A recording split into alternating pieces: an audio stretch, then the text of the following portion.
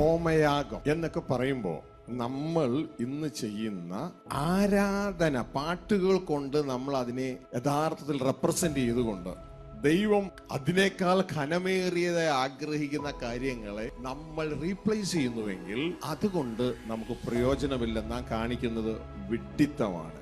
ഇതിന്റെ ഒരു തെളിവാണ് യേശു കർത്താവ് പറയുന്നത്, എന്നെ കർത്താവേ കർത്താവേ എന്ന് പറയുന്ന ഏവനും അല്ല, എന്റെ പിതാവിന്റെ ഇഷ്ടം ചെയ്യുന്നവരാണ് സ്വർഗരാജ്യത്തിൽ കടക്കുന്നത്. അപ്പോ നമ്മൾ പിതാവിന്റെ ഇഷ്ടത്തെ യേശുവിനെ കർത്താവേ എന്ന് പറഞ്ഞ് റീപ്ലേസ് ചെയ്യാൻ ഇന്ന് പഠിച്ചതുപോലെ നമ്മൾ ദൈവത്തെ ആ പരിജ്ഞാനത്തിൽ ഈ ലോകത്തിലേക്ക് വെളിപ്പെടുത്തുന്നതിന് പകരം കുറച്ച് പാട്ടുകൾ പാടി ദൈവത്തെ പ്രസാദിപ്പിക്കാം എന്ന് ചിന്തിച്ചാൽ അതൊരു മണ്ടത്തരമാവുകയില്ലേ? Dear brothers, so here in this verse, which is Hosea chapter 6 verse 6, it speaks about burnt offerings and sacrifices. In modern day, we are replacing what is more important to God with praises and worship. So it's like in the Old Testament times they were replacing with burnt offerings and sacrifices.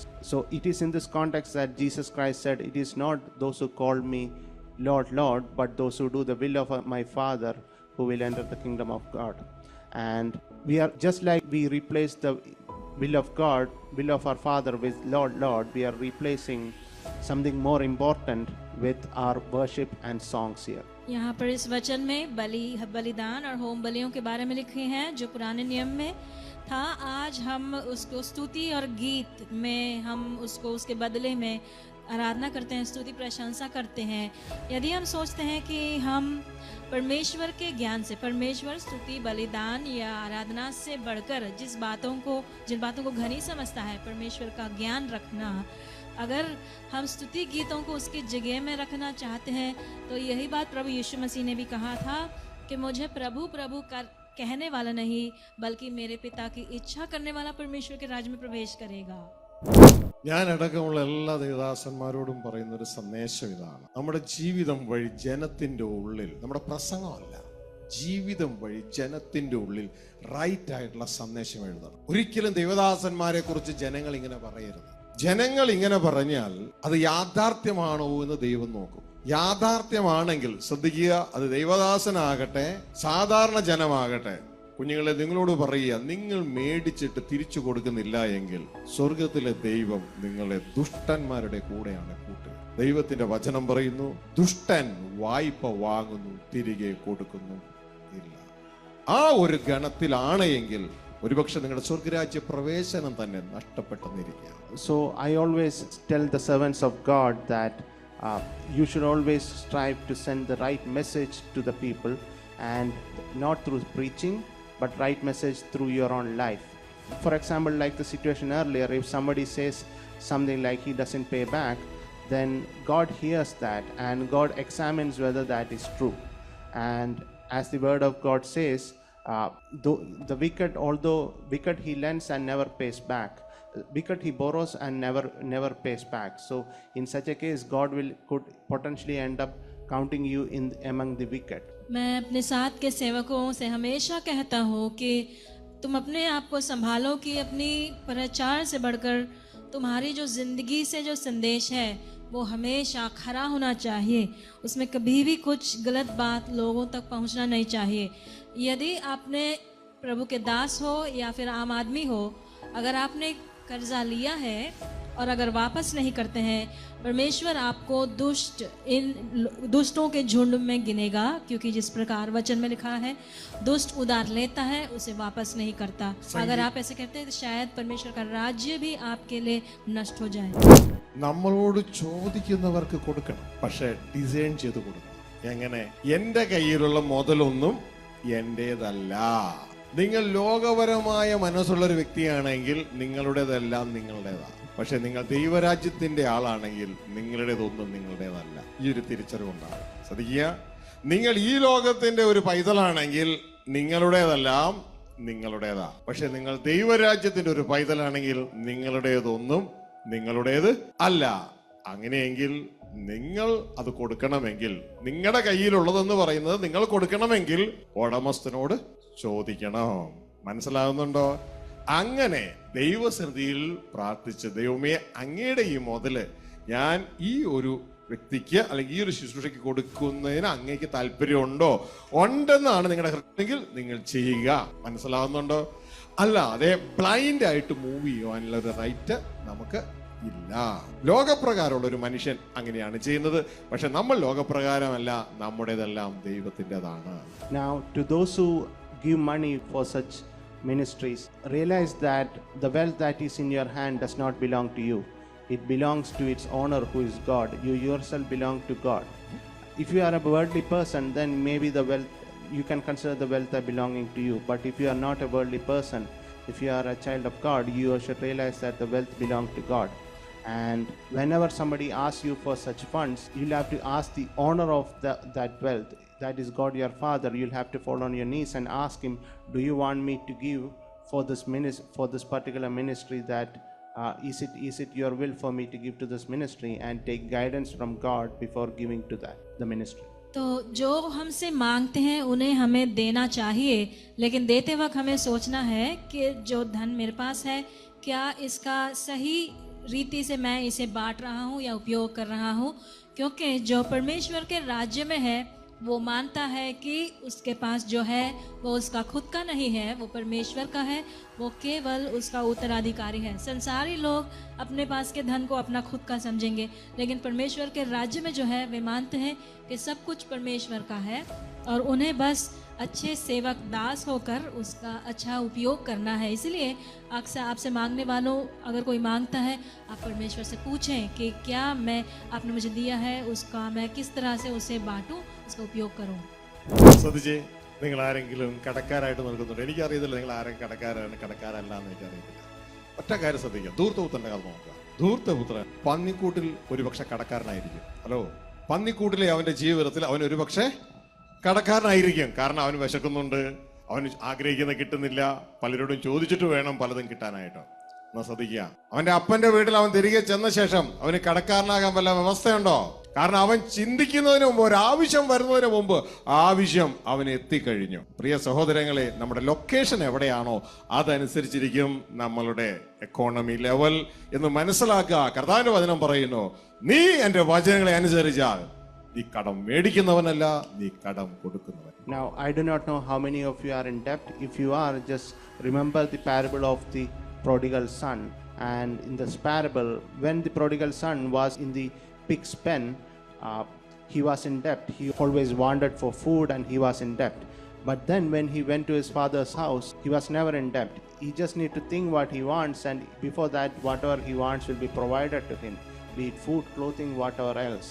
And therefore, realize that the level of your economy will depend on where you are spiritually. Are you in the pig's pen or are you in your father's kingdom? और जब उस उड़ाऊ पुत्र, मैं नहीं जानता आप में से कितने लोग कर्जदार हैं। यदि आप कर्जदार हैं तो आपको बताना चाहता हूँ, जब हम पिता के साथ में हैं, पिता के घर में, उसके अधीन में हैं, तो हमारी सब ज़रूरतें वो पूरी की जाएगी। उड़ाऊ पुत्र के विषय में अगर हम देखते हैं, जब वो पिता से दूर चला गया, सुअरों के साथ में था, वो शायद कर्जदार था क्योंकि वो भूखा रहता था, उसकी ज़रूरतों के लिए उसे दूसरों से मांगना पड़ता था।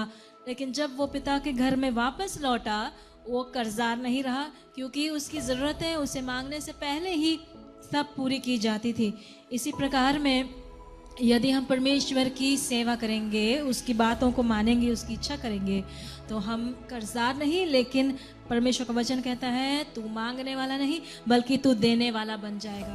സഹോദരങ്ങളെ, അതുകൊണ്ടൊരു അഡ്വൈസ്, നിങ്ങൾ ദുഷ്ടന്മാരുടെ കാറ്റഗറിയിൽ നിന്ന് മാറുക. ഇത് കൊടുക്കുന്നവർക്ക് ഉള്ള അഡ്വൈസ് ആയിരുന്നു പറഞ്ഞേ. ശ്രദ്ധിക്കുക, മേടിച്ചവർ, ഇത് കടക്കാരായിരിക്കുന്നവർ ചിന്തിക്കുക, ദുഷ്ടന്മാരുടെ കാറ്റഗറിയിൽ നിന്ന് അതിവേഗം വിടുതൽ പ്രാപിക്കുക. അതിനുവേണ്ടി എന്ത് ചെയ്യണമെന്നല്ലേ? അതിനുവേണ്ടി ഇപ്പോ നിങ്ങൾക്ക് ഫണ്ട് ഉണ്ടെങ്കിൽ കടം കൊടുക്കാനുള്ളവർക്ക് അതിവേഗം അവൻ കൊടുത്തു തീർക്കുക.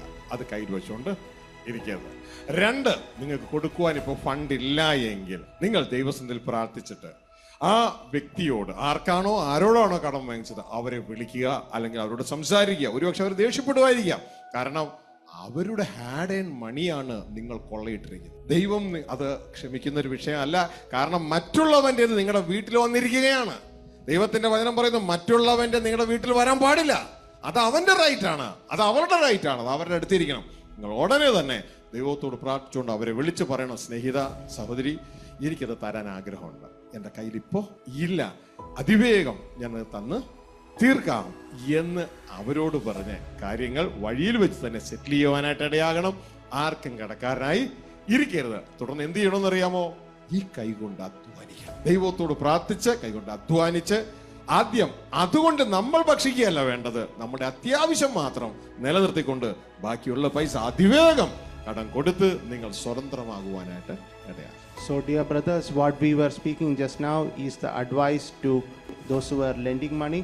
Now, to those who are in debt, those who are taking money, the advice is to pay back your debt if you can. So, if you have money with you right now, then call the person whom you owe the money and pay them back. And if you do not have, then fall on your knees and pray to God so that you can get the fund to pay him. And you can call him up and say him that we will pay you back as soon as we can. He may become angry because it's his hard-earned money and he may want it back, but even so, make sure that you pay back as soon as you can. And because the word of God says that somebody else's God belongs, somebody else should not be in your hands. And that's not something that God has. यदि आप कर्जदार हैं तो आपके लिए ये सलाह है, आपके पास अगर पैसे हैं तो जल्दी से जल्द वो पैसे जिससे आपने ऋण लिया है उसे वापस करें, क्योंकि परमेश्वर का वचन कहता है कि जो दूसरे का है वो आपके पास ले आना चाहिए। अगर आपके पास आज वापस करने के लिए है तो आप सबसे पहले उस व्यक्ति से आप बात करके बताइए, मेरे पास अभी नहीं, फिलहाल तो नहीं है आपका पैसा के लिए, लेकिन मैं कोशिश करूँगा जितना जल्दी वापस करने के लिए। उसके बाद अपने हाथों से परमेश्वर से प्रार्थना करें, दुआ करें, अपने हाथों से मेहनत करके, परिश्रम करके, अपनी जो बेसिक ज़रूरतें उसे पूरी करके आप सबसे पहले उस व्यक्ति को उसका जो है उसने जो कमाई जो मेहनत से कमाई है वो आपके पास न रखते हुए उसे वापस करें।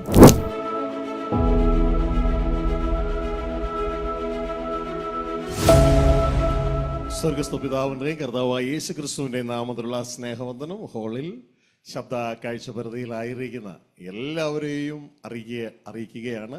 ദൈവത്തിൻ്റെ ജീവനും ദൈവത്തിൻ്റെ സമാധാനവും ദൈവത്തിൻ്റെ ഐശ്വര്യവും സമൃദ്ധമായി നിങ്ങളുടെ ഹൃദയത്തിൽ വാഴുകയും അത് നിങ്ങളിലൂടെ പുറത്തേക്ക് പ്രകാശിച്ച് നിങ്ങൾ ലോകത്തിൻ്റെ പ്രകാശമായി തീരുവാനും ഇടയാകട്ടെ.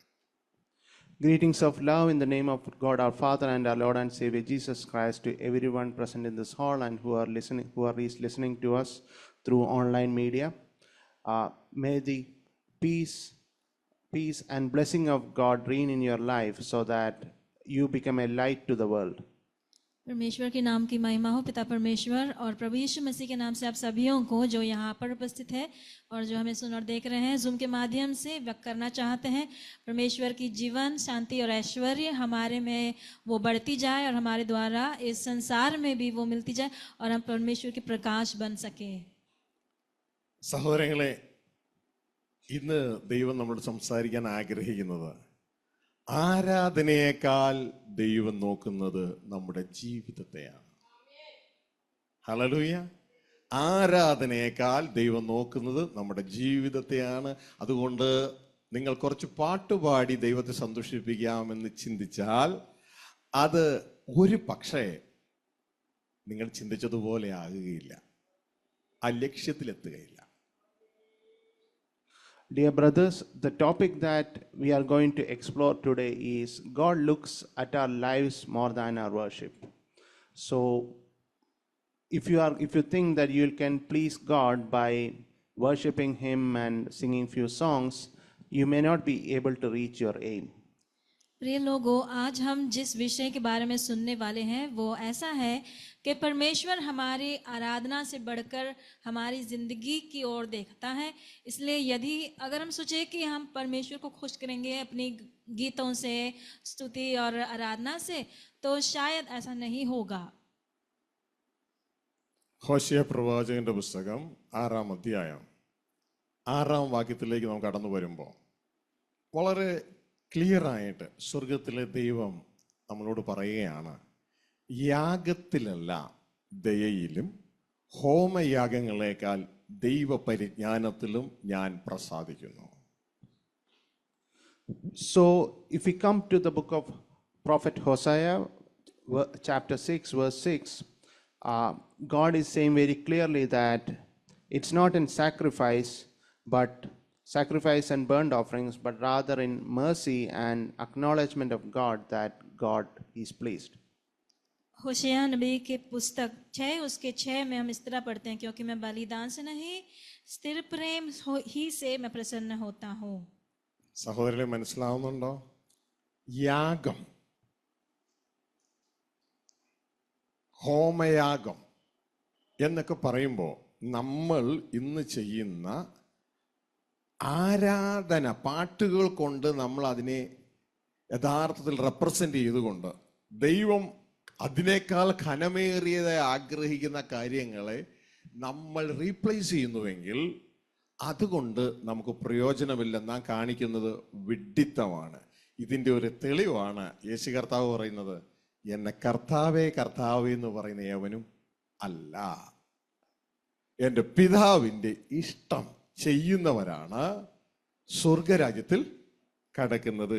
അപ്പോൾ നമ്മൾ പിതാവിൻ്റെ ഇഷ്ടത്തെ യേശുവിനെ കർത്താവേ എന്ന് പറഞ്ഞ് റീപ്ലേസ് ചെയ്യാൻ ഇന്ന് പഠിച്ചതുപോലെ നമ്മൾ ദൈവത്തെ ആ പരിജ്ഞാനത്തിൽ ഈ ലോകത്തിലേക്ക് വെളിപ്പെടുത്തുന്നതിന് പകരം കുറച്ച് പാട്ടുകൾ പാടി ദൈവത്തെ പ്രസാദിപ്പിക്കാം എന്ന് ചിന്തിച്ചാൽ അതൊരു മണ്ടത്തരമാവുകയില്ലേ?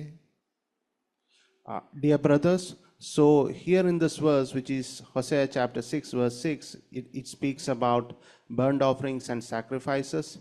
In modern day, we are replacing what is more important to God with praises and worship. So it's like in the Old Testament times they were replacing with burnt offerings and sacrifices. So it is in this context that Jesus Christ said, it is not those who call me Lord, Lord, but those who do the will of my Father who will enter the kingdom of God. And we are just like we replace the will of God, will of our Father with Lord, Lord, we are replacing something more important with our worship and songs here. यहाँ पर इस वचन में बलिदान और home बलियों के बारे में लिखे हैं जो पुराने नियम में था.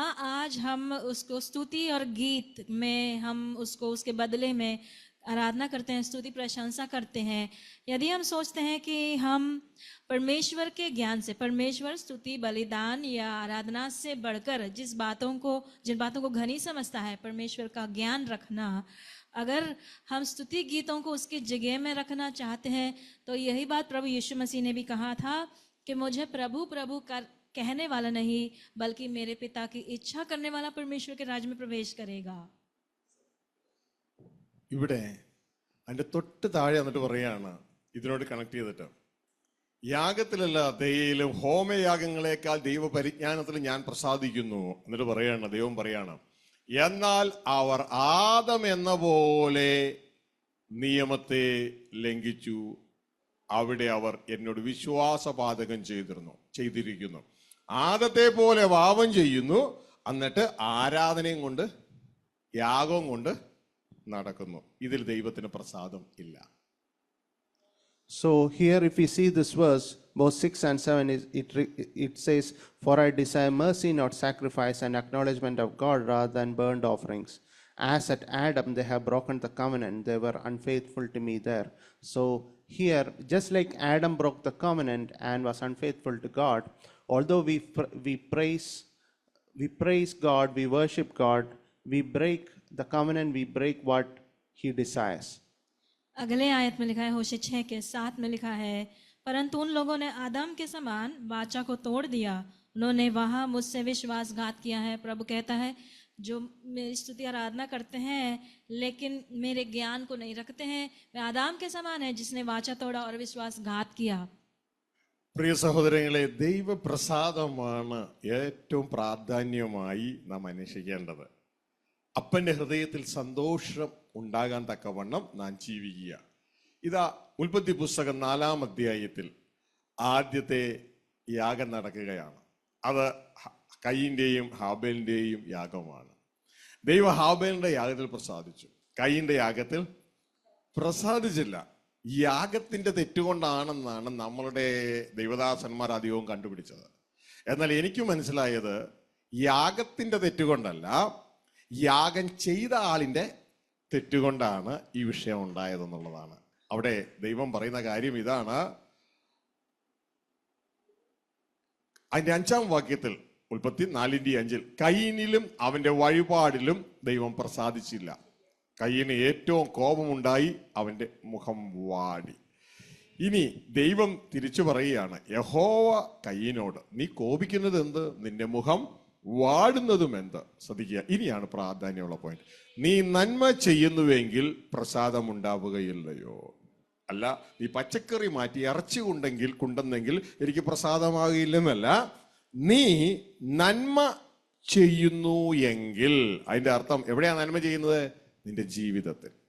നിന്റെ ജീവിതത്തിൽ നീ നന്മ ചെയ്യുന്നുവെങ്കിൽ നിന്റെ യാഗത്തിൽ എനിക്ക് പ്രസാദമുണ്ടാകും. നീ ജീവിതത്തിൽ നന്മയല്ല, ആദം എന്നതുപോലെ ദൈവത്തിന്റെ കൽപ്പനകളെ ലംഘിച്ച് നടന്നിട്ട് നീ യാഗം കൊണ്ടുവന്നാൽ എനിക്ക് അതിൽ യാതൊരു പ്രസാദവും ഇല്ല. Dear brothers, we should consider the favor of God our Father as the primary objective, because once we have the favor of God, we have everything. And now if we turn to the book of Genesis chapter 4, we'll see the first sacrifice that human beings did, and this is done by both Cain and Abel, and they are doing this for the favor of God. And many people say that Cain's sacrifice was not accepted because there were issues with the sacrifice, or maybe the procedure had issues. But that's not what the word of God says. And here in the word of God, chapter 6, God said to Cain, why are you angry? Why is your face downcast? If you do what is right, will you not be accepted? So the reason Cain did not find favor with God, although he tried and the sacrifice was not accepted, was because he did not do right. And here God is saying that just like Adam broke the covenant, so you keep doing things that I do not like, and then come and worship me, I'm not going to accept you. यहाँ पर कई परमेश्वर के दास लोग भी इसका अर्थ इस प्रकार बताते हैं। उत्पत्ति 4 अध्याय में सबसे पहले बलिदान के बारे में हम पढ़ते हैं।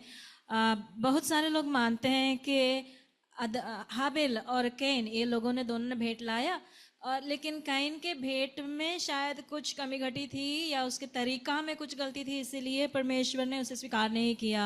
लेकिन 5वें आयत में हम पढ़ते हैं, उत्पत्ति 4 के 5 में, परंतु कैन और उसकी भेंट को उसने ग्रहण न किया।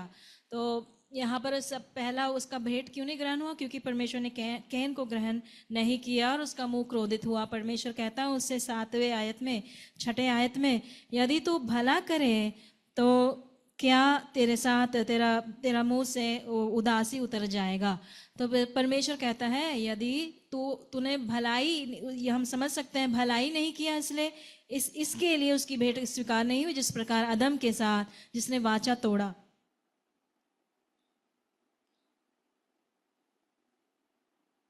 ചുരുക്കി പറഞ്ഞാൽ നമ്മളുടെ ജീവിതം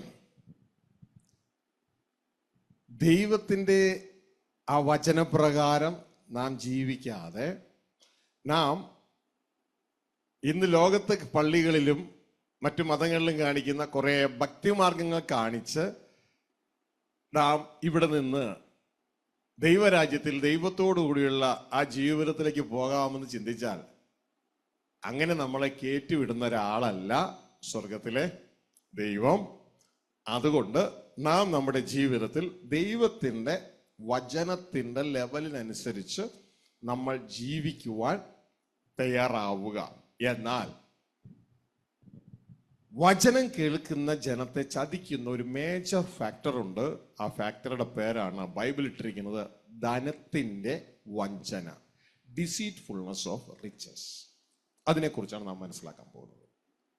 So to summarize, if you feel that if you can follow the ways of many of these churches there, the acts of devotion done by many of the churches and worshiping God by living an unrighteous life, and you can please God, that is not possible. And it is important that we follow the word of God and live a life so that we can find favor with God our Father. In this context, one of the things that deceives our lives and causes us to fall away is what the word of God says, the deceitfulness of riches, and we'll be focusing on that today.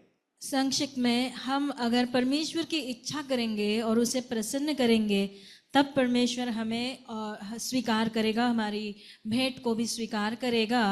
तो हमारी जीवन में परमेश्वर की इच्छा करने के लिए अगर हम चाहते भी हैं तो लोगों को उससे रोकने वाली एक बात है जिसे कहा जाता है धन का धोखा, जिसके बारे में आज हम सुनेंगे।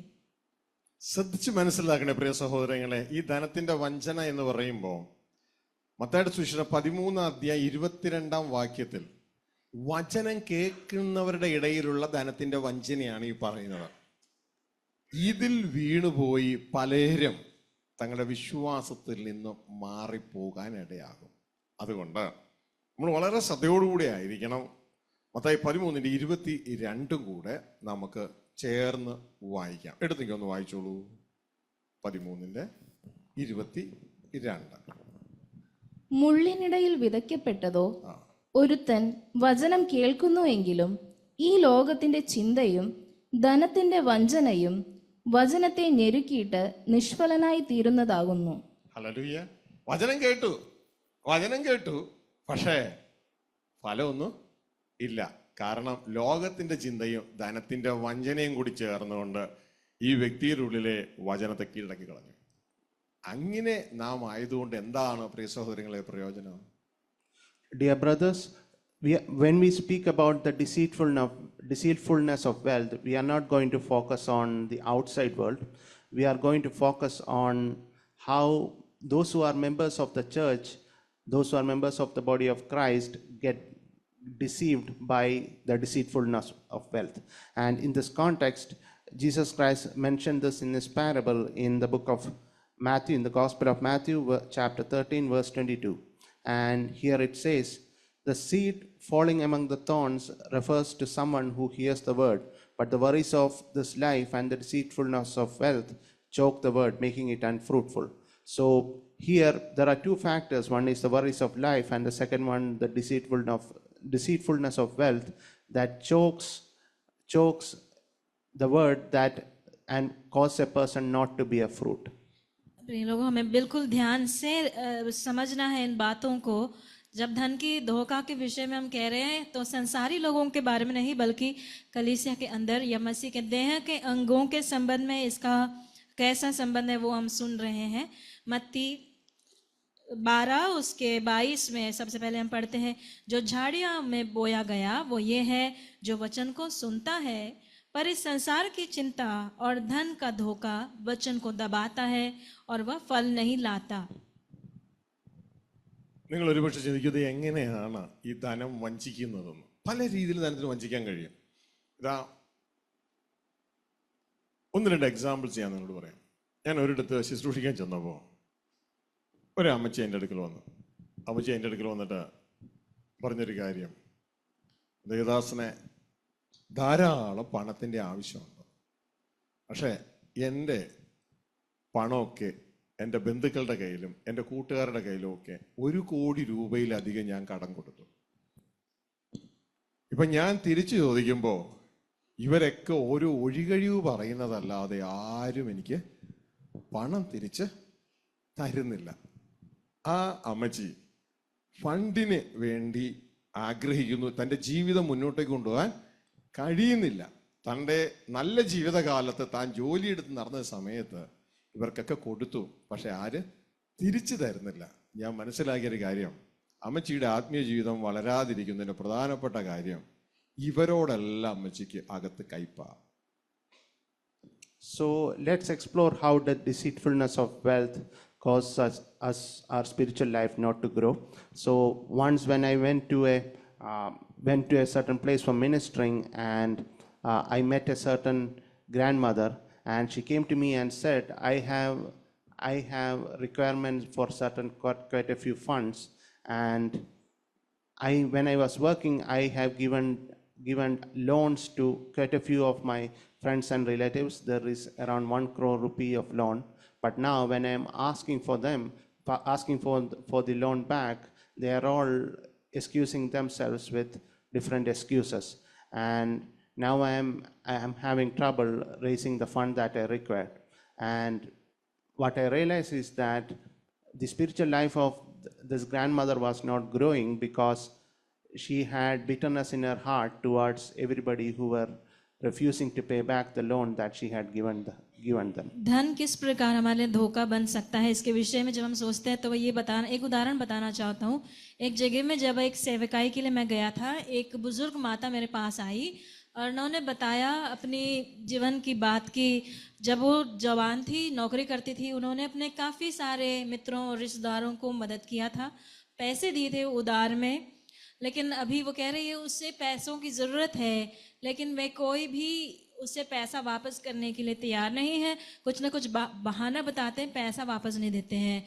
तो इस माता की आत्मिक बढ़ोतरी में मैंने समझा कि ये बात खड़ा है, रुकावट है कि उसे उन लोगों के सबके विरोध में कड़वाहट है। മറ്റൊരു വ്യക്തി എന്നോട് സംസാരിച്ചത് ഇങ്ങനെയാണ്, ഇതാ ചില ലക്ഷങ്ങൾ ഞാൻ ചിലർക്ക് വായ്പ കൊടുത്തു. എൻ്റെ ഒരു അത്യാവശ്യ കാര്യം വന്നപ്പോൾ ഞാൻ അവരോട് ചോദിക്കുമ്പോൾ അവർ തരാന്ന് പറയുന്നതല്ലാതെ എനിക്ക് പണം തിരിച്ചു തരുന്നില്ല. അവസാനം എനിക്ക് അവരെ ഭീഷണിപ്പെടുത്തേണ്ടതായിട്ട് വന്നു. അതോടുകൂടെ തൻ്റെ ഉൾത്തളം, ആ ദൈവിക തേജസ് താഴേക്ക് പോയൊരവസ്ഥയിൽ കാണപ്പെടുകയുണ്ടായി. അപ്പോൾ പണത്തിനെ എങ്ങനെ മാനേജ് ചെയ്യണമെന്ന് നാം അറിയുന്നില്ല എങ്കിൽ ഈ വക കുരുക്കുകളിൽ, ധനത്തിൻ്റെ വഞ്ചനയിൽ നാം ചെന്ന് പെട്ടുപോകും. ഈ വക കാര്യങ്ങളൊക്കെ നമ്മൾ ആത്മീകമായി വളർത്തുന്നതിൽ തടസ്സമായി മാറും. So another example is that I once spoke to a brother and he told me that he had given loans to many individuals, and although they all, whenever he asked for returning back the loan, although they all respond saying that they will give back now itself, in the end they do not give, and eventually he had to threaten a couple of people, and this caused the glory in his inner self to reduce because of the behavior that he had to show. And in this way, if you do not manage money properly, you end up with such troubles that cause your inner glory to reduce. एक दूसरे भाई ने इस प्रकार, उनका उदाहरण यह है, उन्होंने मुझसे बताया कि उन्होंने काफ़ी सारे लोगों को पैसे दिए थे उधारी में, लाखों रुपए दिए थे, और जब वे उनसे मांगता वे कहते कि हाँ वापस करेंगे, लेकिन वापस करते नहीं थे। अंत में उन्हें धमकी देना पड़ा तब पैसे वापस पाने के लिए। लेकिन ऐसा जब हुआ, उनके अंदर की जो तेज है वो कम हुआ, उनका आत्मिक स्तर जो है वो नीचे जाता रहा। इस प्रकार धन हमारे लिए एक धोखा बन सकता है। പ്രിയ സഹോദരങ്ങളെ, ശ്രദ്ധിച്ചില്ല എങ്കിൽ നമ്മുടെ ആത്മീക ജീവിതം നമുക്ക് വളരാൻ കഴിയത്തില്ല. ഈ ലോകത്തിൽ ഒരു മനുഷ്യനോട് പോലും നമ്മുടെ ഹൃദയത്തിൽ കയ്പുണ്ടാകരുത്. അപ്പൊ ഇങ്ങനെയുള്ള സാഹചര്യങ്ങളെ നല്ല രീതിയിൽ ഹാൻഡിൽ ചെയ്യുവാനായിട്ട് റെഡിയാക്കണം. ഞാൻ മനസ്സിലാക്കിയ വേറൊരു കാര്യം, പലർക്കും ദൈവദാസന്മാരെന്ന് പറയുന്നവരോട് കയ്പാണ്. അവരെ ഒരു വിലയുമില്ല. അതിൻ്റെ കാരണം നല്ലൊരു പങ്ക് ദൈവദാസന്മാർ തന്നെയാണ്. രണ്ടുപേർ തമ്മിലുള്ള സംസാരം ശ്രദ്ധിക്കാനിടയായി. അതിൽ ഒരാൾ പറഞ്ഞു, ഞാൻ ആ ദൈവദാസന് കുറച്ച് പൈസ കടം കൊടുത്തു. അപ്പൊ മറ്റേ ആൾ ചോദിക്കുകയാണ്, ദൈവദാസനോ? അതെ, അന്നത് പോയത് തന്നെ. അന്നാലത് പോയത് തന്നെ. മനസ്സിലായോ? കാരണം ദൈവദാസന്മാർ പുള്ളിയുടെ ചിന്തയിൽ പണം മേടിക്കുകയുള്ളൂ, ഒരിക്കലും തിരിച്ച് കൊടുക്കുകയില്ല. ശരിക്കും പറഞ്ഞാൽ ആ വ്യക്തിയുടെ ആത്മീയ ജീവിതവും അപകടത്തിലായി. ഈ കൊടുക്കാത്ത ദൈവദാസന്മാരുണ്ടെങ്കിൽ അവരുടെ ആത്മീയ ജീവിതവും അപകടത്തിലായി. ധനത്തിന്റെ വഞ്ചന സൂക്ഷിച്ച് കൈകാര്യം ചെയ്തില്ല എങ്കിൽ ഇത് അപകടമാണ്. So unless we are careful, there are such situations and bitterness that can cause our spiritual life to regress. And another such example that I know is that many people they do not respect the servants of God, and they have bitterness towards the servants of God. And one of the causes is typically the servants of God themselves. I once overheard a conversation where a person told me that I have given certain loan to such and such servant of God, and the other person responded saying that, oh, in that case you will not get it back because they only take money and they do not give back. And in this way, both the spiritual life of those who lend the money, because of the bitterness that forms inside them, that spiritual life degrades, and in the same manner spiritual life of the person who did not pay back, that also degrades. और मैंने कई बार एक बात, हमारे जीवन में यदि हम धन को किस तरह से उसके साथ व्यवहार करना है हम समझते नहीं हैं, हमारी आत्मिक जिंदगी के लिए वो बहुत बड़ी एक खतरा बन सकती है।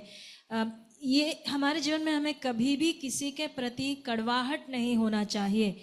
और काफ़ी सारे लोगों को परमेश्वर के सेवकों के विरोध में अपने दिल में कड़वाहट होता है, और कई बार इसका कारण वो प्रभु के दास के कारण ही होता है। एक बार मैंने एक बातचीत सुना दो लोगों के बीच में, एक व्यक्ति दूसरे से कह रहा था मैंने फलाने प्रभु के सेवक को कुछ पैसे उधार दिए हैं, तो वो दूसरे व्यक्ति ने बोला कि इस सेवक को तो मान लो कभी वापस नहीं मिलेगा, क्योंकि उनके मन में प्रभु के सेवक जो होते हैं वो पैसे लेते हैं वापस कभी नहीं करते हैं। तो ऐसी बातों से यदि हम धन को किस तरह से इस्तेमाल करना है नहीं जानते हैं, तो पैसा जिसने दिया था, उधार जिसने दिया, और अगर प्रभु का दास वापस नहीं करता, दोनों के लिए वो खराब है। ഞാൻ അടക്കമുള്ള എല്ലാ ദേവദാസന്മാരോടും പറയുന്നൊരു സന്ദേശം ഇതാണ്: നമ്മുടെ ജീവിതം വഴി ജനത്തിൻ്റെ ഉള്ളിൽ, നമ്മുടെ പ്രസംഗമല്ല, ജീവിതം വഴി ജനത്തിൻ്റെ ഉള്ളിൽ റൈറ്റ് ആയിട്ടുള്ള സന്ദേശം എഴുതണം. ഒരിക്കലും ദേവദാസന്മാരെ കുറിച്ച് ജനങ്ങൾ ഇങ്ങനെ പറയരുത്. ജനങ്ങൾ ഇങ്ങനെ പറഞ്ഞാൽ അത് യാഥാർത്ഥ്യമാണോ എന്ന് ദൈവം നോക്കും. യാഥാർത്ഥ്യമാണെങ്കിൽ ശ്രദ്ധിക്കുക, അത് ദൈവദാസനാകട്ടെ സാധാരണ ജനമാകട്ടെ, കുഞ്ഞുങ്ങളെ നിങ്ങളോട് പറയുക, നിങ്ങൾ മേടിച്ചിട്ട് തിരിച്ചു കൊടുക്കുന്നില്ല എങ്കിൽ സ്വർഗത്തിലെ ദൈവം നിങ്ങളെ ദുഷ്ടന്മാരുടെ കൂടെയാണ് കൂട്ടുക. ദൈവത്തിന്റെ വചനം പറയുന്നു, ദുഷ്ടൻ വായ്പ വാങ്ങുന്നു തിരികെ കൊടുക്കുന്നു ഇല്ല. ആ ഒരു ഗണത്തിലാണ് എങ്കിൽ ഒരുപക്ഷെ നിങ്ങളുടെ സ്വർഗരാജ്യ പ്രവേശനം തന്നെ നഷ്ടപ്പെട്ടെന്നിരിക്കാം.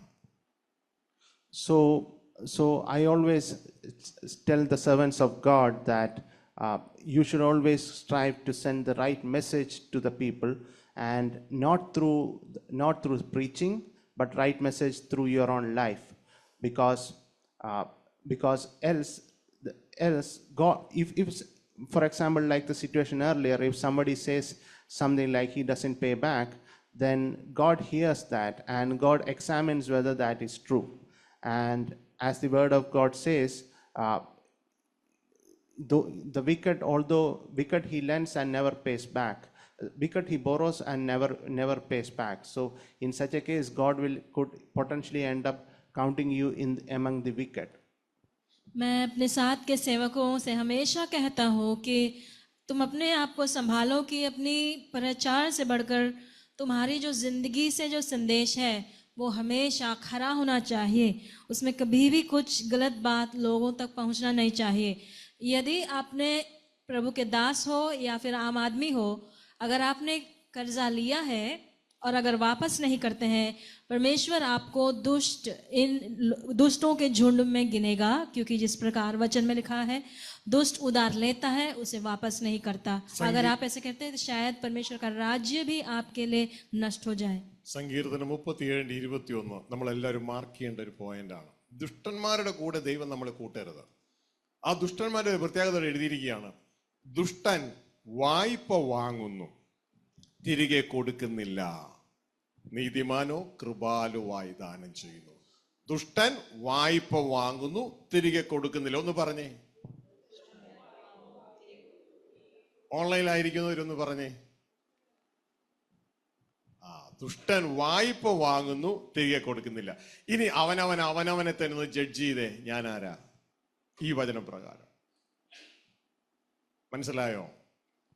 ശ്രദ്ധിക്കുക, ശ്രദ്ധയോടെ ജീവിതം ഹാൻഡിൽ ചെയ്യുക. So the verse for this is, if you turn to the book of Psalms, chapter 37, verse 21, it says, "The wicked borrow and do not repay, but the righteous give generously." And now each of you should examine yourself and ask yourself, where do I fall in this? And be careful, live your life carefully, else we will all fall in trap. ये वचन का आधार है भजन संहिता 37 उसका 21। दुष्ट ऋण लेता है और भरता नहीं, परंतु धर्मी अनुग्रह करके दान देता है। हमें जब हम इस वचन को सुन रहे हैं, हमें अपने आप को जांचना है, क्या हम इसमें आते हैं, इस झुंड में आते हैं जिसने ऋण लिया वापस नहीं किया? अपने आप को हमें बिल्कुल संभाल कर जीना है। ഹല്ലേലൂയ. പ്രിയ സഹോദരങ്ങളെ, ഇവിടെ നമ്മൾ മനസ്സിലാക്കേണ്ട ഒരു കാര്യം എന്ന് പറയുന്നത്, ഈ ദുഷ്ടന്മാരായി നിലകൊള്ളുന്ന വ്യക്തികൾ,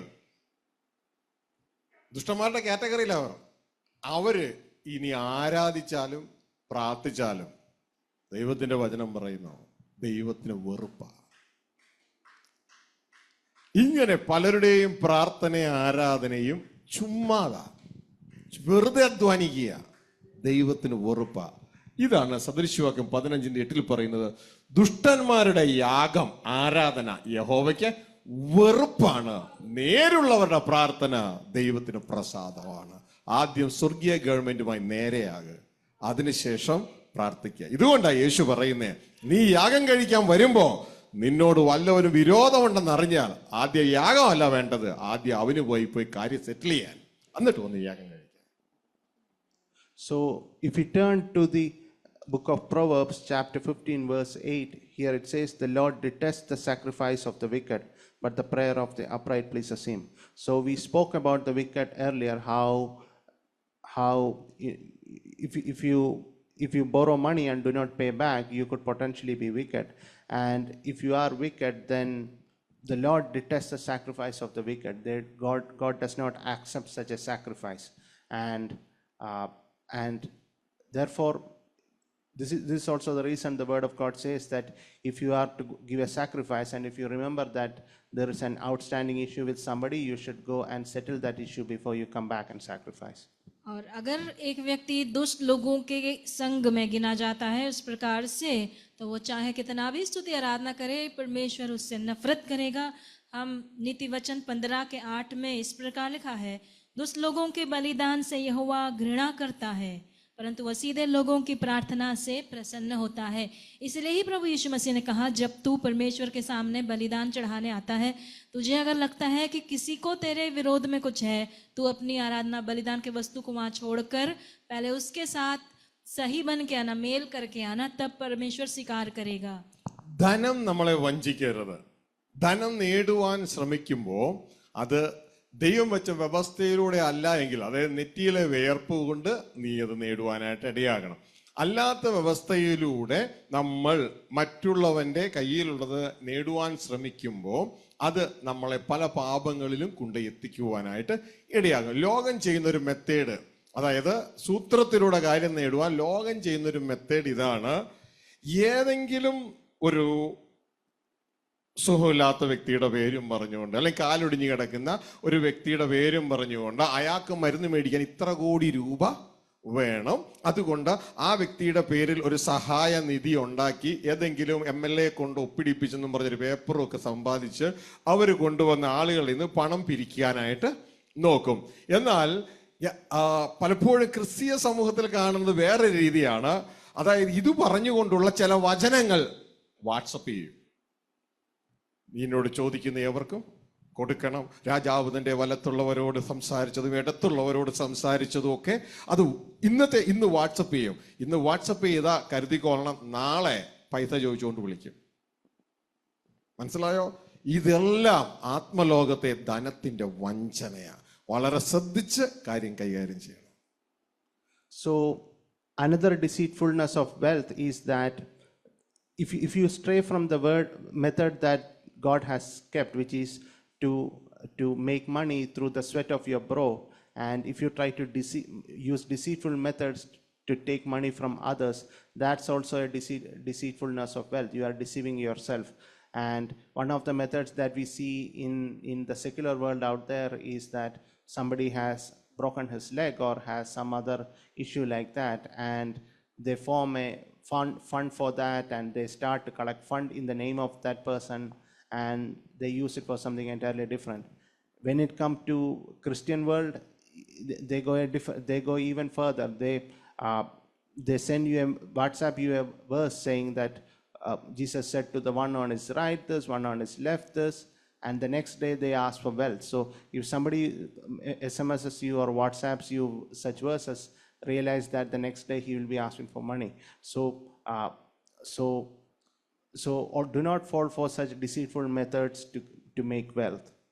धन बनाने के प्रयास जब हम करते हैं, हमें याद रखना है परमेश्वर ने जो सही तरीका रखा है, यानी कि हमारे परिश्रम से, माथे के भाव से जो हम कमाते हैं, परिश्रम से कमाते हैं, वो सही है। लेकिन अगर धोखे के माध्यम से, मार्ग से, अगर हम दूसरे के हाथ में जो है वो अपने पास लाना चाहते हैं, तो ये गलत तरीका है। देखते हैं हम संसार में कई लोग ऐसी बातें करते हैं, जैसे कि अगर कोई बीमार पड़ा है, किसी के साथ एक्सीडेंट हुआ है, तो उनके नाम से वे मदद के लिए एक फंड तैयार करते हैं, लोगों से मांगते हैं, लेकिन फिर पैसा जो जमा होते हैं उसमें से वे लोग निकालते हैं अपनी ज़रूरत के लिए।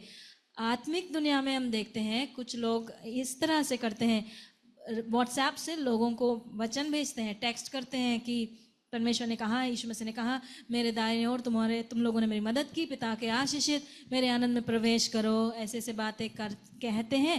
तो मान लो अगर ऐसा कोई कह रहा, मैसेज भेज रहा है, अगला दिन वो आपसे पैसा मांगेगा। ശ്രദ്ധിച്ചേ, ദൈവദാസന്മാരോട് എല്ലാവരോടും ചേർന്ന് പറയുക, സൂത്രപ്പണി കാണിക്കരുത്. നമ്മുടെ ഹൃദയം അറിയുന്ന ദൈവമുണ്ട്. ഇവിടെ മനസ്സിലാക്കേണ്ട ഒരു കാര്യം, അവർ ദൈവമാർഗം ആദായ സൂത്രമെന്ന് ചിന്തിക്കുന്നു. വിശുദ്ധ ബൈബിൾ പറയുക, ആദായ സൂത്രമെന്ന് അവർ ചിന്തിക്കുകയാണ്. അങ്ങനെയാകരുത്. ഒരു രണ്ട് ദൈവദാസന്മാർ തമ്മിലുള്ള ഒരു കമ്മ്യൂണിക്കേഷൻ ഉണ്ടായത് ഇങ്ങനെ ഞാൻ നിങ്ങൾക്ക് വിവരിക്കാം. അതായത് ചോദിക്കുന്നവന് കൊടുക്കണം എന്നൊക്കെയുള്ള സന്ദേശങ്ങൾ അയച്ചതിന് ശേഷം സുവിശേഷ വേലയ്ക്ക് ഫണ്ട് വേണമെന്നാണ് വിളിക്കുന്നത്. അപ്പൊ ഈ മറ്റേ ദേവദാസൻ ചോദിച്ച ഒരു ചോദ്യം, അങ്ങോട്ടേക്ക് തിരിച്ചു ചോദിച്ചൊരു ചോദ്യം, സുവിശേഷ വേലയ്ക്ക് നിങ്ങൾ ഇറങ്ങുന്നു, അതിന് നിങ്ങൾ പല പാവങ്ങളെയും കാണുന്നു, അവരെ സഹായിക്കണം. യഥാർത്ഥത്തിൽ ദൈവം നിങ്ങളെ വിളിച്ചെങ്കിൽ തീർച്ചയായും ദൈവം നിങ്ങൾക്കത് പ്രൊവൈഡ് ചെയ്യും. സംസാരിച്ച് വന്നപ്പോൾ അദ്ദേഹം പറഞ്ഞൊരു കാര്യം, എൻ്റെ വീട്ടിൽ എനിക്ക് നിക്കക്കള്ളിയില്ല. ഞാൻ ഈ സുവിശേഷം എന്ന് പറഞ്ഞു പോയിട്ട് വീട്ടില് പെണ്ണുമ്പുള്ളിയുടെ മുമ്പിൽ എനിക്ക് നിൽക്കാൻ പറ്റുന്നില്ല, എൻ്റെ കയ്യിൽ 5 പൈസ ഇല്ല. അപ്പൊ വീട്ടുകാർക്കും കൊടുക്കണം. അപ്പൊ യഥാർത്ഥത്തിൽ വിഷയം വീട്ടുകാർക്ക് കൊടുക്കണമായിരുന്നു. വീട്ടുകാർക്കും കൊടുക്കണം, പിന്നെ കൂടെ സുവിശേഷ വേല എന്നും പറഞ്ഞ് എനിക്ക് മൂവ് ചെയ്യണം. അപ്പോൾ മറ്റേ ദേവദാസൻ പറഞ്ഞു, മേലിൽ ഇങ്ങനെ ചെയ്യരുത്. പകരം ദൈവത്തിന്റെ വചനം പറയുന്നു, കൈകൊണ്ട് വേല ചെയ്ത് ജീവിതം നയിക്കുക.